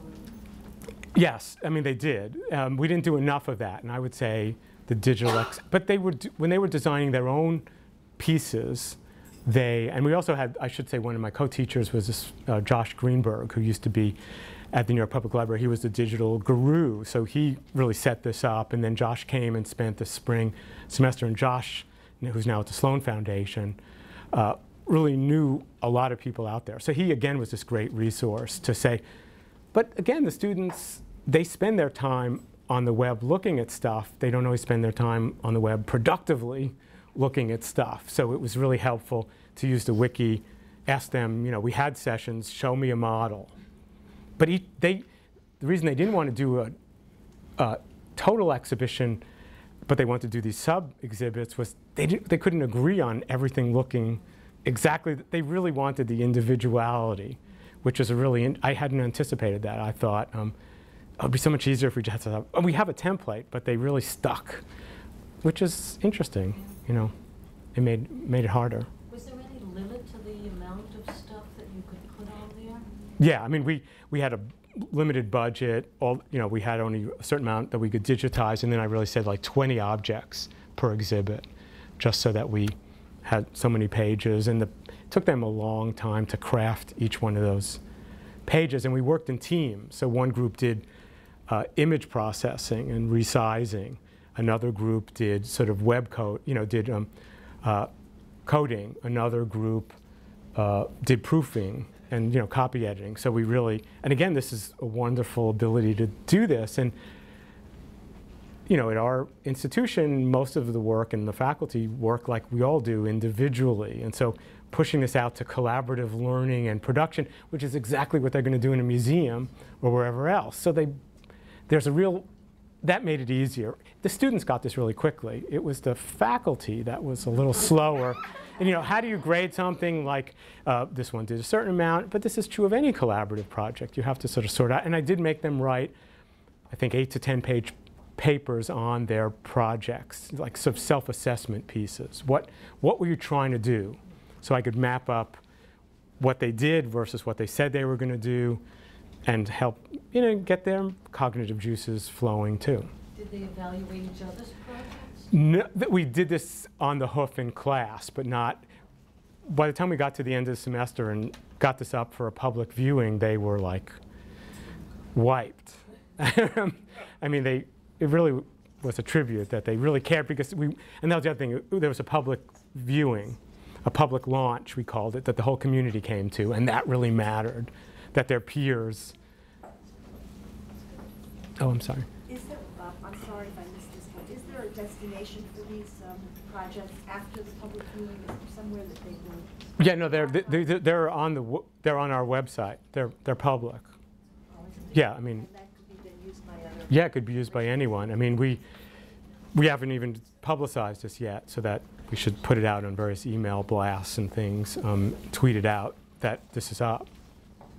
Because again, the students, it's really meaningful to them that their work is public. It's, as you know from any number of projects, it's far more important that the work is public to them and shown by their peers and others. Yeah, I had a question about, first of all, the process that you used in terms of making the links between the formal art analysis and then the historical questions and then the use of historical texts. Did you use formal art analysis of, for example, the tone or the artist's purpose? Well, I heard you talk about the artist's purpose, but then did students like reflect explicitly on or compare artistically those elements to the historical questions? Yes and no. I mean, probably not as fully as one would have liked. We did some of that when we were in the print room.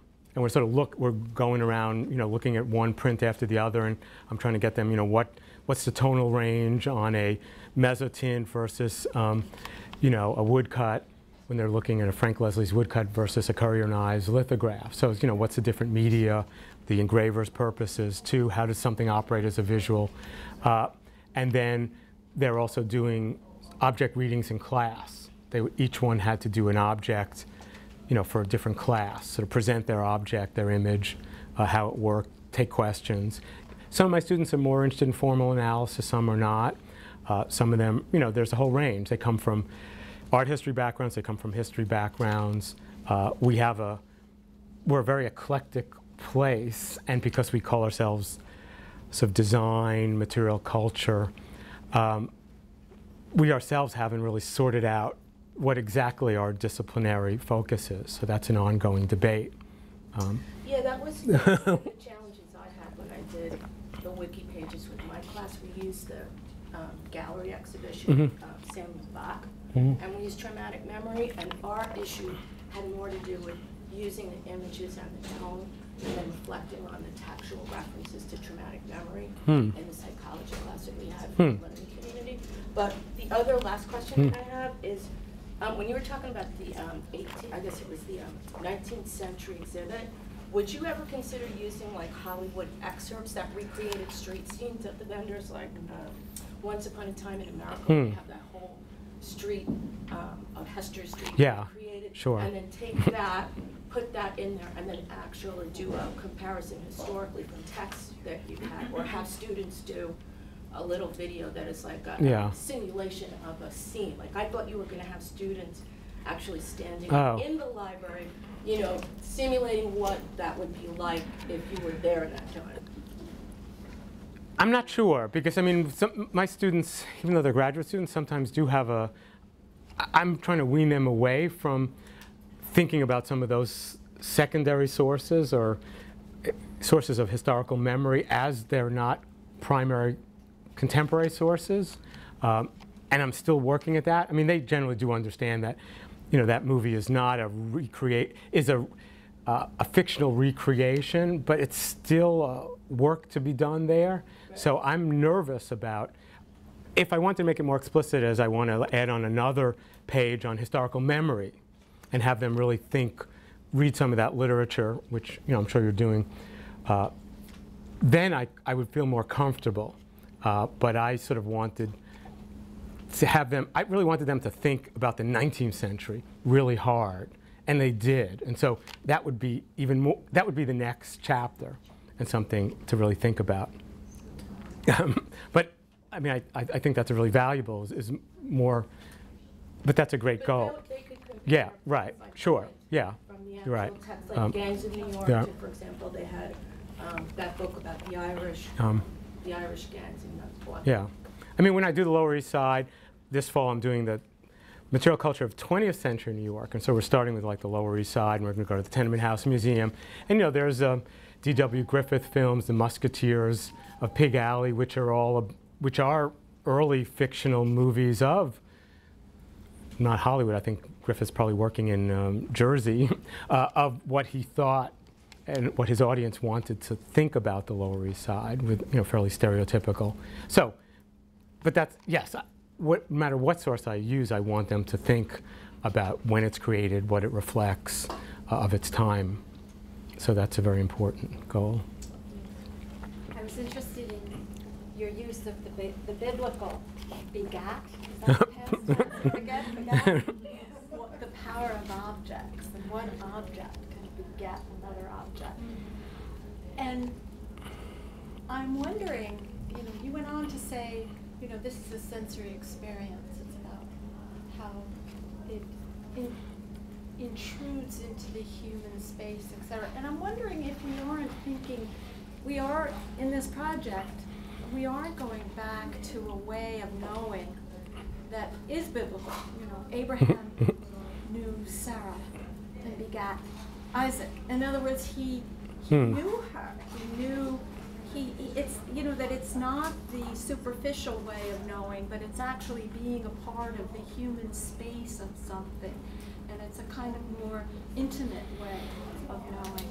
So, I mean, I think there are two pieces there. I mean, I used begat also as maybe too cutesy a reference to a certain internalist, art historical language where this stylistic object, this neoclassical object then leads to this romantic object, or this Baroque piece leads to that, and it's so internalized that there's no influences from the outer world, which really makes my historians, blood boil. But what I was also trying to do with that chest of drawers, and what I try to do in my writing recently is, you encounter one of those objects with those ovals, that chest of drawers, it has a personality. And it didn't always have a life as a museum object on a riser behind a chain. And it was encountered when you walked into a room. It was encountered when you pulled those drawers open and moved those ovals towards you. And so we really have, it's very hard to do that because these things are rarefied as museum objects. Yes, exactly. But having said that, lots of my colleagues are far more innovative than I, and they use trash. We have students doing dumpster diving for projects. So, it doesn't have, I'm using these, museum objects, but that's bad practice in the sense of there's so many more mundane vernacular ones that one could buy off eBay or just pick up in the street.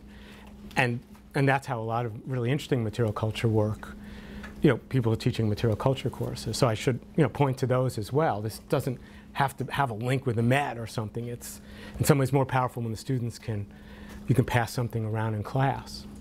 Thank you. Thank you so much, David.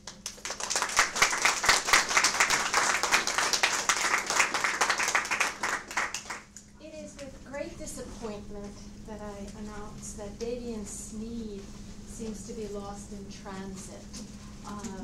He's been working in Black Entertainment Television in Atlanta. He's doing Sunday Best. And we haven't heard from him since he left. So he must be on the Major Deacon or something. And it's such a disappointment to me because I saw the work that David is doing so intersects with the work that Damien is doing. If anybody knew him when he was here, I guess I would say his roots are, he's at Juilliard, of course, but his roots are in gospel. And I got to know him because anytime I asked students if they had some kind of musical knowledge of something, a student who hadn't spoken all semester would stand up, and then he would sing it for me. And it's such a comfort with that voice rooted in a kind of, I'm assuming, gospel training, but then translated into, not afraid of coming from that authentic space. A student who might not have wanted to talk to me about something else will just take over the room in bringing that authentic voice into the classwork. I had one student, if you were here for the multimedia, not the multicultural outdoor event where the students stood up and did German opera, Damien's student. A student in my class wanted to do a project on Hamlet where she talked about the song of St. Francis of Assisi, and she sang it first, but that was the prayer that Claudius could not say, and she did her paper around that. I mean, it's just such a beautiful sense of music that Damien could have brought to us today, and it's with great sorrow that he is lost in traffic. But we'll persevere. Thanks, Jean. Well, fortunately, we do have Thomas T. Surprenant and Claudia Perry with us this morning. Their talk is entitled Multimedia Research in the Disciplines. Thomas Surprenant is a professor in the Graduate School of Library and Information Studies at Queens College in CUNY. Dr. Surprenant holds a PhD from the University of Wisconsin, an MLS from Catholic University of America, and a master's in audiovisual instruction from Wisconsin. The author of over 50 publications, he is currently the acting director of the Graduate School of Library and Information Studies. Claudia A. Perry, PhD, is an associate professor in the Graduate School of Library and Information Studies, Queens College. Waterways of New York postcard collection is an example of her student media work, and if you hold on to your program, you will be able to access that online. She received the 2005 President's Award for Excellence in Teaching at Queens College. Welcome, Dr. Surprenant and Dr. Perry. Thank you.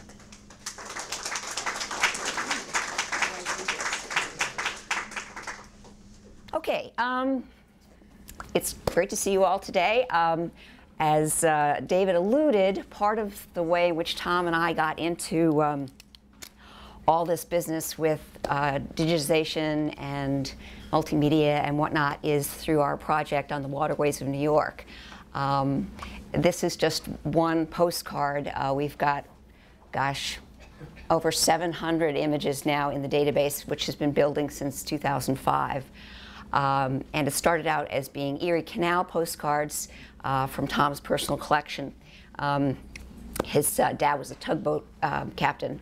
But as we kind of went through the Erie Canal, we've expanded it to the Hudson River, the Champlain Canal, lots of other ones.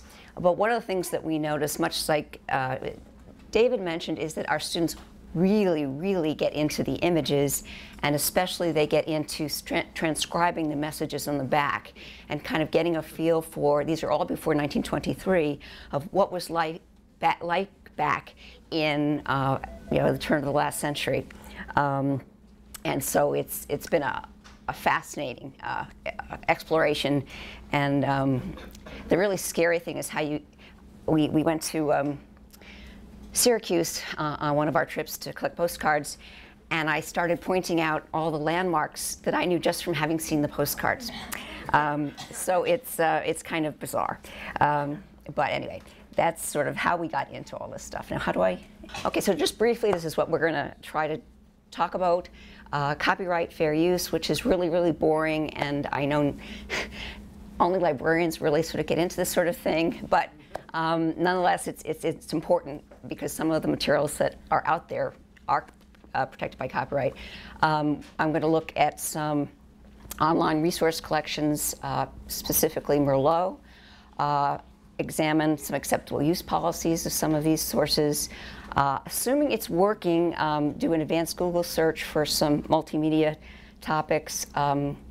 As of last night and early this morning, advanced Google search was not functioning, but that's what you come to expect when you're dealing with the internet.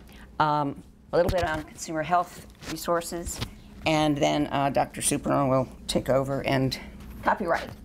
This is straight out of the U.S. Constitution. I particularly like the way in which the folks writing the Constitution capitalized certain words: progress of science and useful arts, limited times to authors and inventors, blah, blah, blah. So just so you know that this has been around for a good long while. 1976 was the most recent major revision of the Copyright Act. Specifically says that ideas, once they are fixed in some tangible medium, now known or later developed, which means this goes into the future, it's not the ideas themselves. And unless signed over to another, they're held by the creator. Okay, so the two things for us to remember most in terms of this multimedia environment here is the copyright owner has the right to reproduce the copyrighted work and to display it publicly. So if something is copyrighted, you either have to get permission or risk being sued. So it's really important that we do this. Just to let you know, over the course of time, the trend has been to expand the rights of the copyright owners rather than the other way around, which librarians would like to sort of see turned around. But just so you're aware of it, where's my? This is a fantastic document that you probably don't want to read unless you're an insomniac, but it's just good to know about. Peter Hurdle updates this every January, and it's footnoted and gives you more information than you could ever want to know. So just good to know about. Getting back to my, I'm sorry.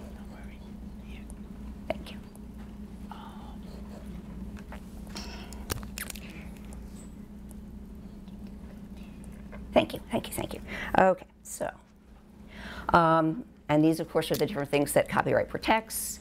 We're particularly obviously interested in the multimedia types of things. And as previously noted, copyright does not protect ideas, processes, procedures.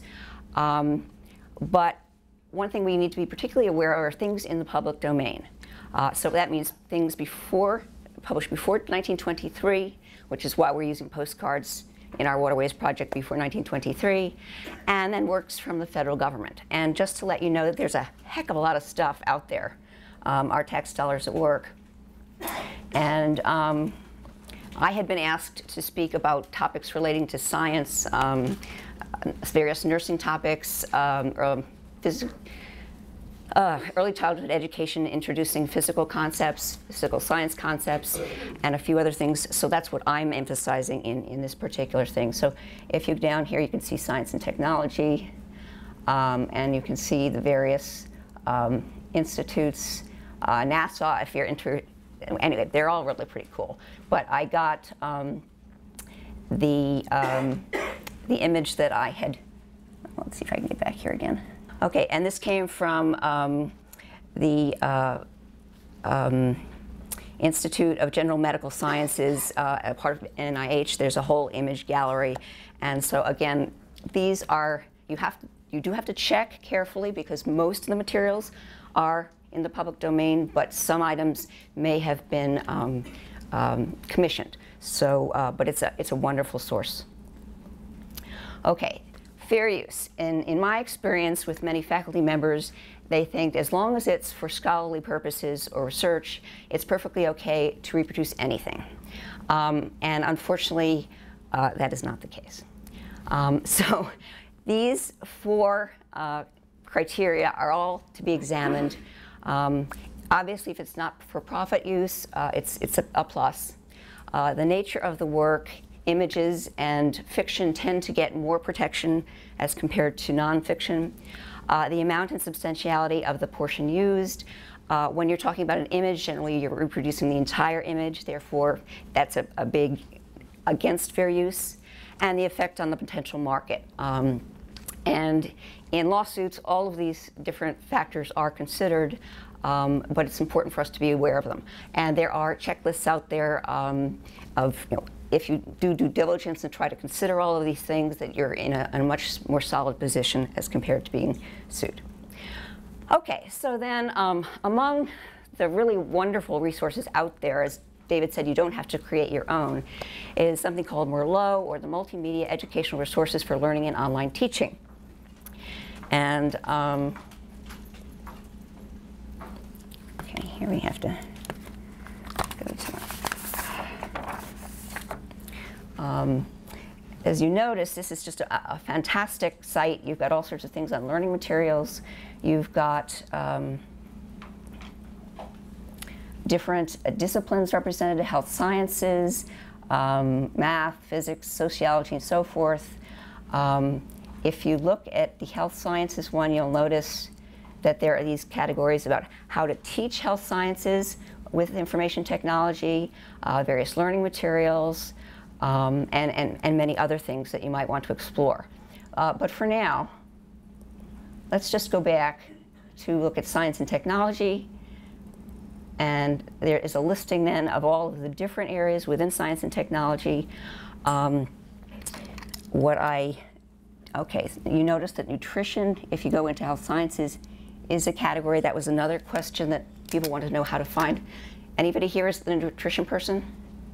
Okay, so there are some really cool things within nutrition. One of the things, I'm sorry, without glasses, I'm just hopeless.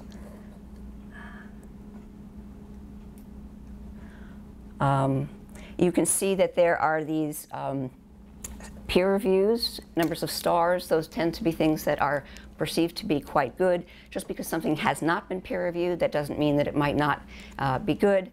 But some of them have had lots of comments. Reading the comments can give you many insights into things. And then, of course, you could search for particular topics within nutrition. The other thing that I've been asked to do is to search for things like blood gas, which happens to be a rather difficult thing to search under.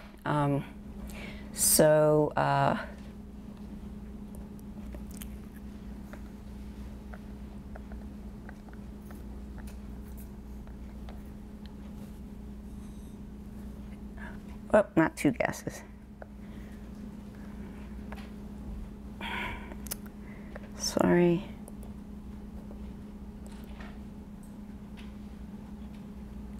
And you can see, okay, here the one that comes up first is ABG online learning activity. This is a tutorial. And you can read the reviews and so forth. You can go to the material itself. This one actually does not have that many images in it, but if you search by various categories, you can also look for things that are videos, that are animations, that are simulations, and so forth.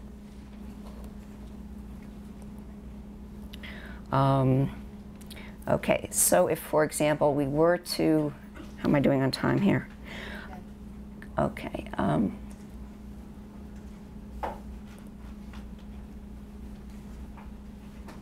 If I did an advanced search,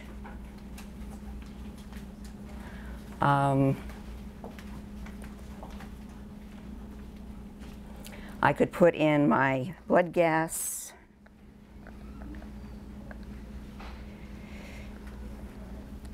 and then I could put down material type. Let's look for a simulation.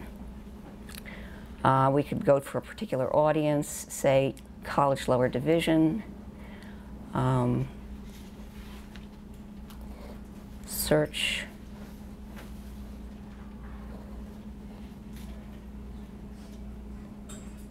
What does this mean?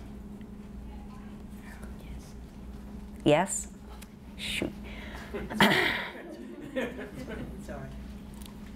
Well, there we go again.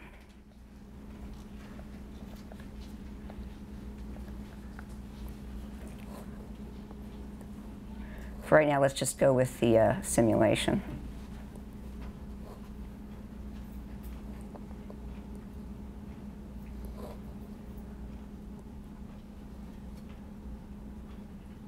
And you can see here, now in this case, you noticed I searched in all categories, so we're getting things that are much broader, so you probably would want to restrict it to the health sciences. So I don't want to beat a dead horse here, but you get the idea. There's a lot of good stuff. Okay, another one, someone had asked about physical science concepts in early childhood education. Oh, before I do that, I wanted to look at the acceptable use policy. Sorry about that. And so it says, it's just an important point that you should read permissions, acceptable use policies, whatever it might be, because sometimes you can use them for certain things and not other things, and it's just better to be careful. Okay, if you were looking at early childhood education, this teacher vision aspect is important. If, say, we were looking at kindergarten, and then we're going to look at science, and then we go down to physics, say, and let's look at acoustics, because there are 33 resources there. And then you see all sorts of resources listed, exploring activities, sounds around us, so on and so forth, group activities. But again, with this one, you want to be sure to read the terms of use, because although you're allowed to use them for teaching activities, you're not allowed to reproduce them. They're really quite stringent in terms of what you're allowed to do. So nice resources, but be careful. Okay. All right. Now this is where we, another one that I was asked to look up was popular images of massage therapists. Is that anybody in the room? That's you? Well, this is kind of interesting.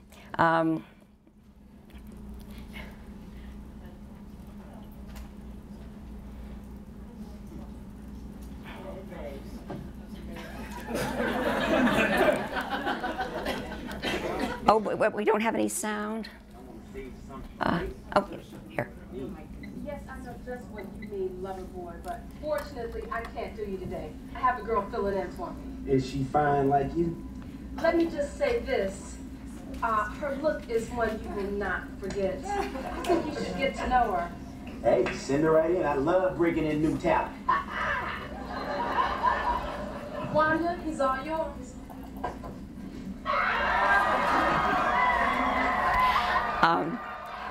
Anyway, we don't need to watch the whole thing, but you get the idea. And it's really fun.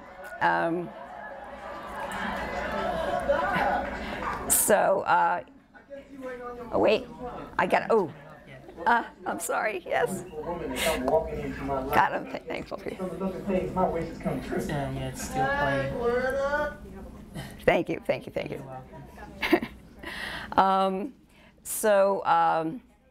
What I had done was searched on massage therapist,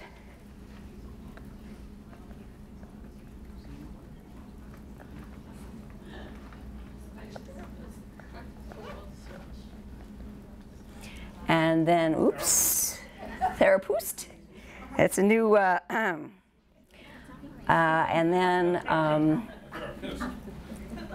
I put in TV or movie.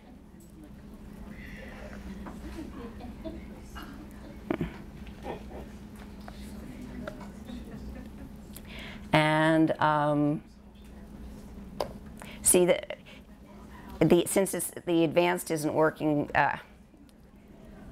but here you go, it's right up there, Wanda the massage therapist.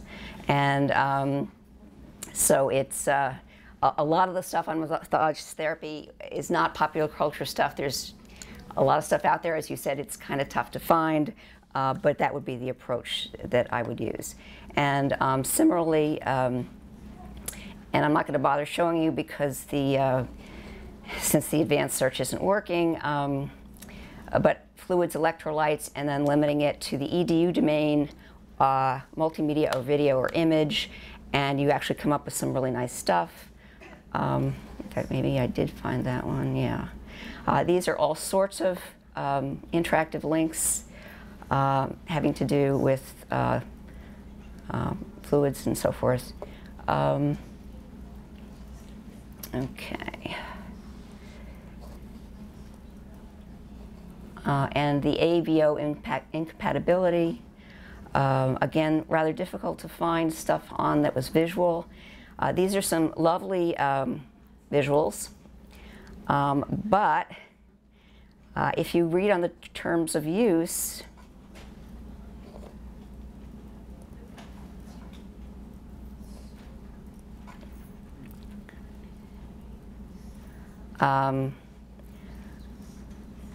you basically can't do anything with this. So you can view it yourself for personal reasons, but many of the health sciences images that I found that were not U.S. government ones were something called the ADAM Encyclopedia, ADAM, and it's highly restrictive even when you access it via Medline Plus. Let's say you're operating within the QCC firewall. Okay, that's a very interesting point. If you're at a password protected site, is that time? Okay.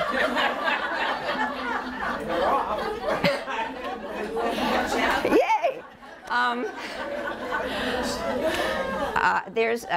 You may be aware of the Teach Act, which if something is behind it's a password protected site and it's of limited access, like say Blackboard, you could use things that are copyrightable or copyrighted. It's if you were having somebody put this up on their ePortfolio site, that would be problematic. So the firewall protects the teacher to be showing it, but not the student to be using it on their ePortfolio. Okay. Right. So because some of the nursing students have done wonderful things embedding videos in their home pages, so that's where the students would have to be careful. Right. So yeah, if it's, as I said, and the Teach Act specifically says it should be password protected. So it's not just the firewall. It's a little more complicated than that. If anybody has any questions, please feel free to email me. David. But if you were embedding something, it would still stay in the other site. So well, if you're embedding a link to it, that's okay. That's all right. Yes. No, seriously, it's all right for a nursing student on an ePortfolio to have a video of a wonderful procedure, as long as it's embedded in the... Well, it has to link back to the original source. The video, as an embedded, let's say a YouTube video, does remain on YouTube. Right, right, yes. Even though the picture goes on your site, you're not... Yeah, what you can't do is frame it so that it appears as though it's something that you created. And probably, yeah. Okay, that's the difference. So so what you're saying is, that's provided the trail that tells who the author is. Well, that's what Claudia's saying, which I didn't know. Yeah, no, it's a fine distinction, but there have been lawsuits. Yeah.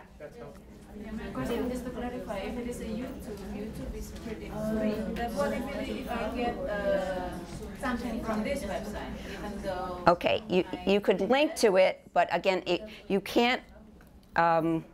And these are probably technical things that some of us wouldn't know how to do anyway, but that if you framed it so that it looked as though it was your work, that would be in clear violation of copyright. If you made it clear that it was coming from Stanford University, then it's okay. Okay.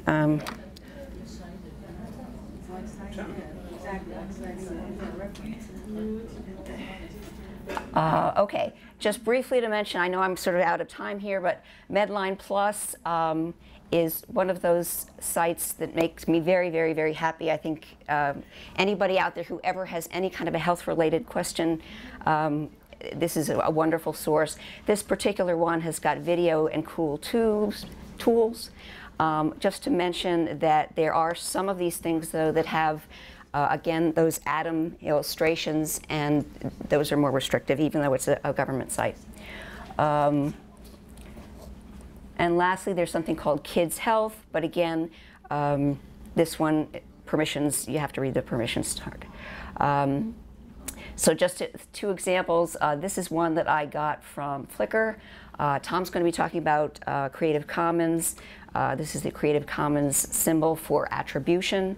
And some rights reserved. This other one, again, this was for the one on the left having to do with the diabetes question that I was asked to refer to, and this was something having to do with the fact that, of course, people with diabetes are much more apt to get diabetic retinopathy and so forth.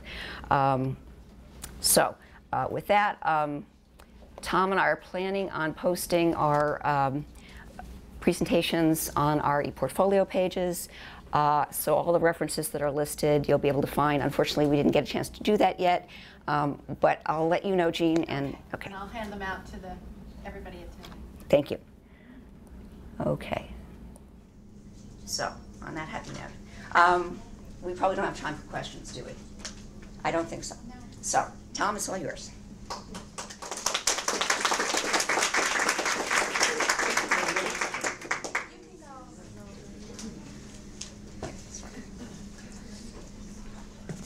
The fun about being the last speaker is you only have half of what you expected to have. By the way, Professor Perry and I are married, so if you hear me rag on her, you'll know that it's okay. So we'll start right out. There's no doubt about the fact that we have a big transitional coming, and it depends on which one of us is worse. Let me say, by way of preface here, that everything that we've been doing, everything that we're presenting, your librarians can do it and probably do it a hell of a lot better. So the primary source for all this stuff is the library itself at LaGuardia or libraries elsewhere. This is LaGuardia, dear. Oh, LaGuardia. I'm sorry, this is Queensboro. Well, we're just off by a couple miles.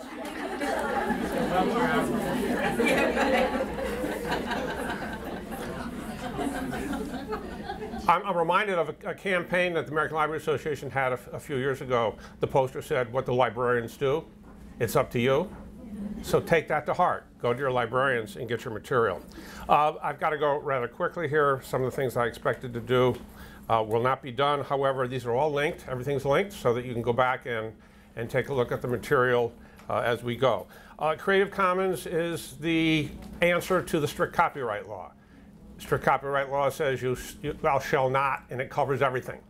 The Creative Commons says, well, thou shalt not in some instances, but in other instances, thou shalt.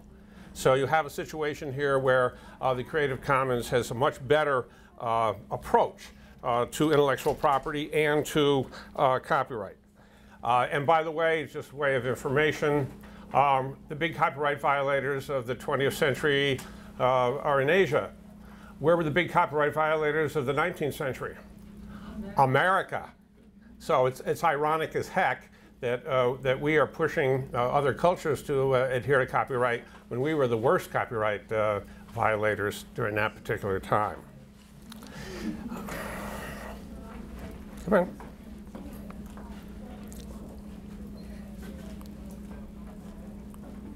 Come on.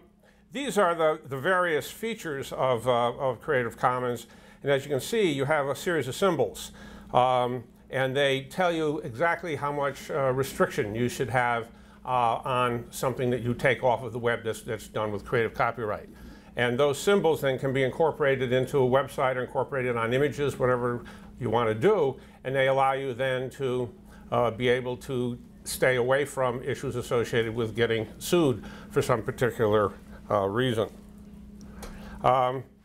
Here, and this is just a quick shot, shows you the definitions of each one of the license arrangements. So you can go back and you can, and using the Creative Commons, you can, in fact, create your own license incorporating elements of whatever you want to have incorporated into that.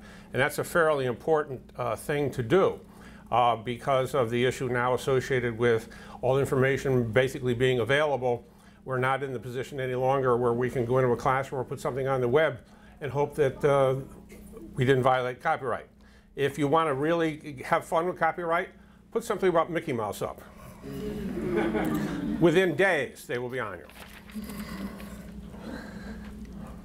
Now, I'm going to skip over here. I went to Flickr and I did a search. We were expected to take a look at countries. Flickr has incredible numbers of photographs from various countries. Very rich photographs that are associated with that particular country. And here are two young ladies who are in native costume. That would be a nice shot if you were from Uzbekistan. We don't have time for me to show that particular search function, but it's fairly easy to do. Notice it says some rights reserved. in the image. If you click on Some Rights Reserved, what you end up with is a, if I can get the mouse to do it, Some Rights Reserved. Okay, this is a little bit clearer, and it goes to the website, and it allows you then to it tells you what you can do with that particular image. So that is really very easy to do and well worth having as part of your Creative Commons. Okay.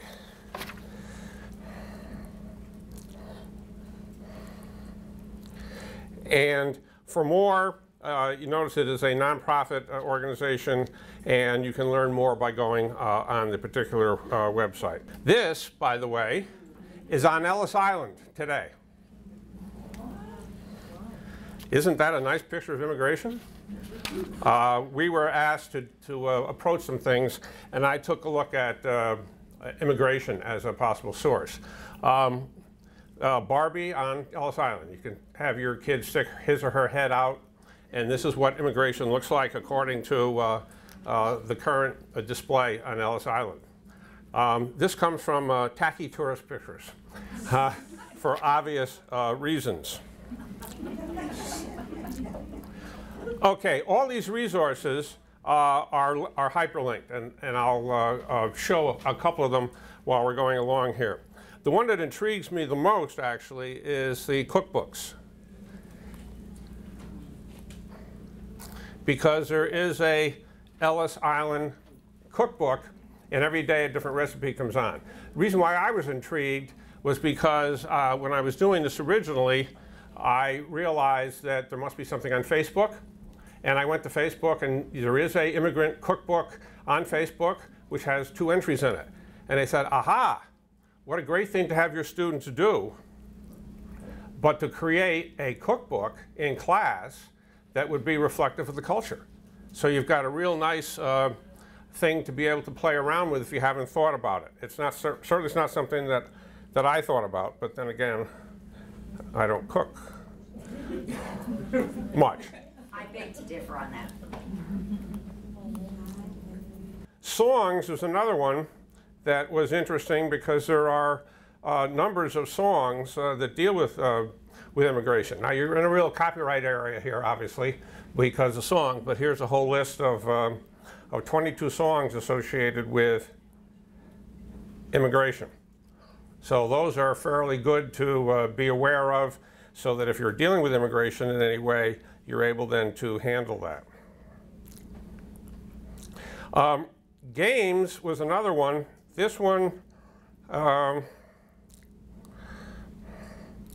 is one, if it comes up, that I found interesting as well. Okay, it's not coming up. There's game software where you can create a game, and the one game that I showed here was done by an undergraduate student at the University of California, and basically he took illegal immigration and immigration coming from Mexico and set up a board game. You could easily take that and adjust it to any particular culture and set it up so that the students would be able to understand what it's like to interact with others based on the particular area of nationality that they're involved with. The other one that was equally interesting is there's a whole series of software out there with comic books, where people can actually create comic books using the various images that they could pull out of the web or elsewhere. On the other hand, of course, you can go to just about anywhere and create photo albums and those other kinds of things. So these are the kinds of tools you really want to take a look at when you are dealing with trying to create image functionality in the classroom.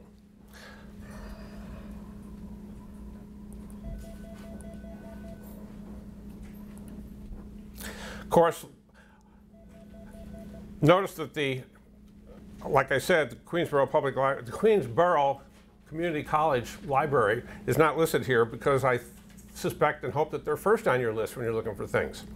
However, you can also go to the Internet Public Library, and pull up materials. Now, the good thing about this is that if you're looking for valid sources, librarians spend an awful lot of their time validating information. And so if you're confused or worried about validating a source, you should be able to go to the Internet Public Library or the college library here, and people will assist you in being sure that that source is in fact legal and valid.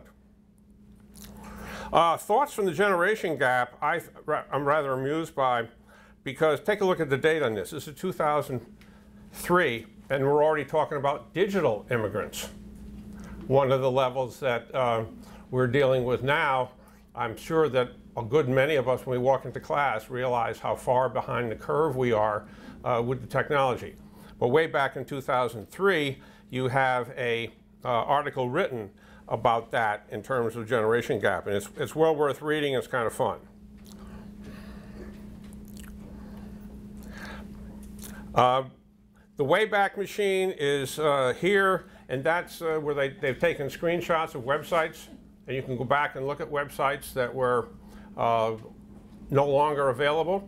So when I did one of my first web pages, I copied the format of National Aeronautics and Space Administration's site, which I really liked. And the day that I went to show it in class, it disappeared. They had a new site. So what I was trying to do to show the students was just as typical, there at 5 o'clock, going at 6 o'clock when class starts. So you could go back with that and get involved with this. The Immigrant Archive, again, is a fairly extensive listing of materials and verbal and video tours by people who have contributed their time and created stories. You could have your students go to this and put their own story on if they did so choose.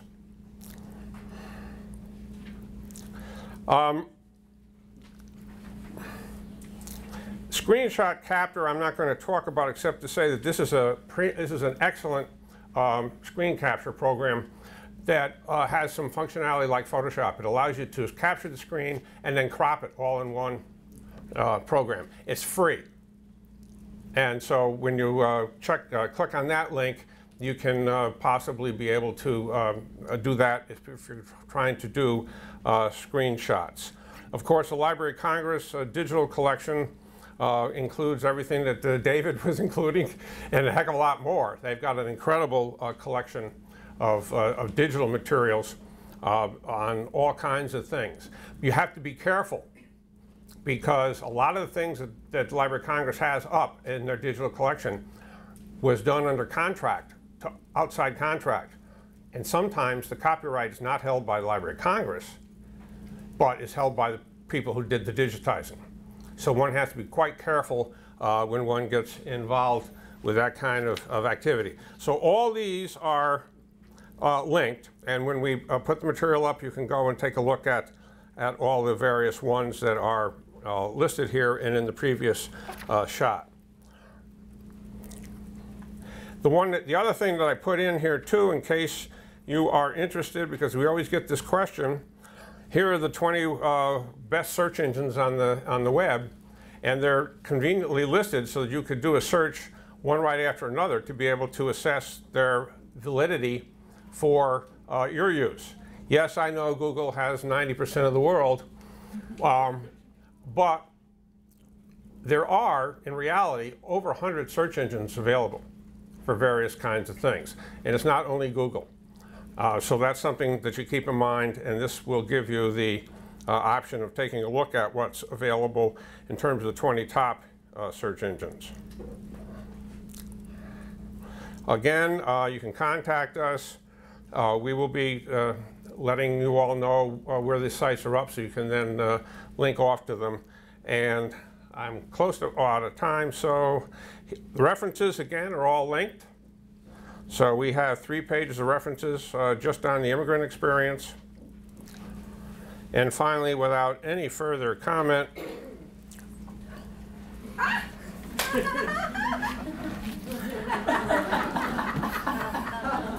Anybody that knows Monty Python has probably a little bit better appreciation of this than some of you youngsters. Questions? Oh, they want to go to lunch.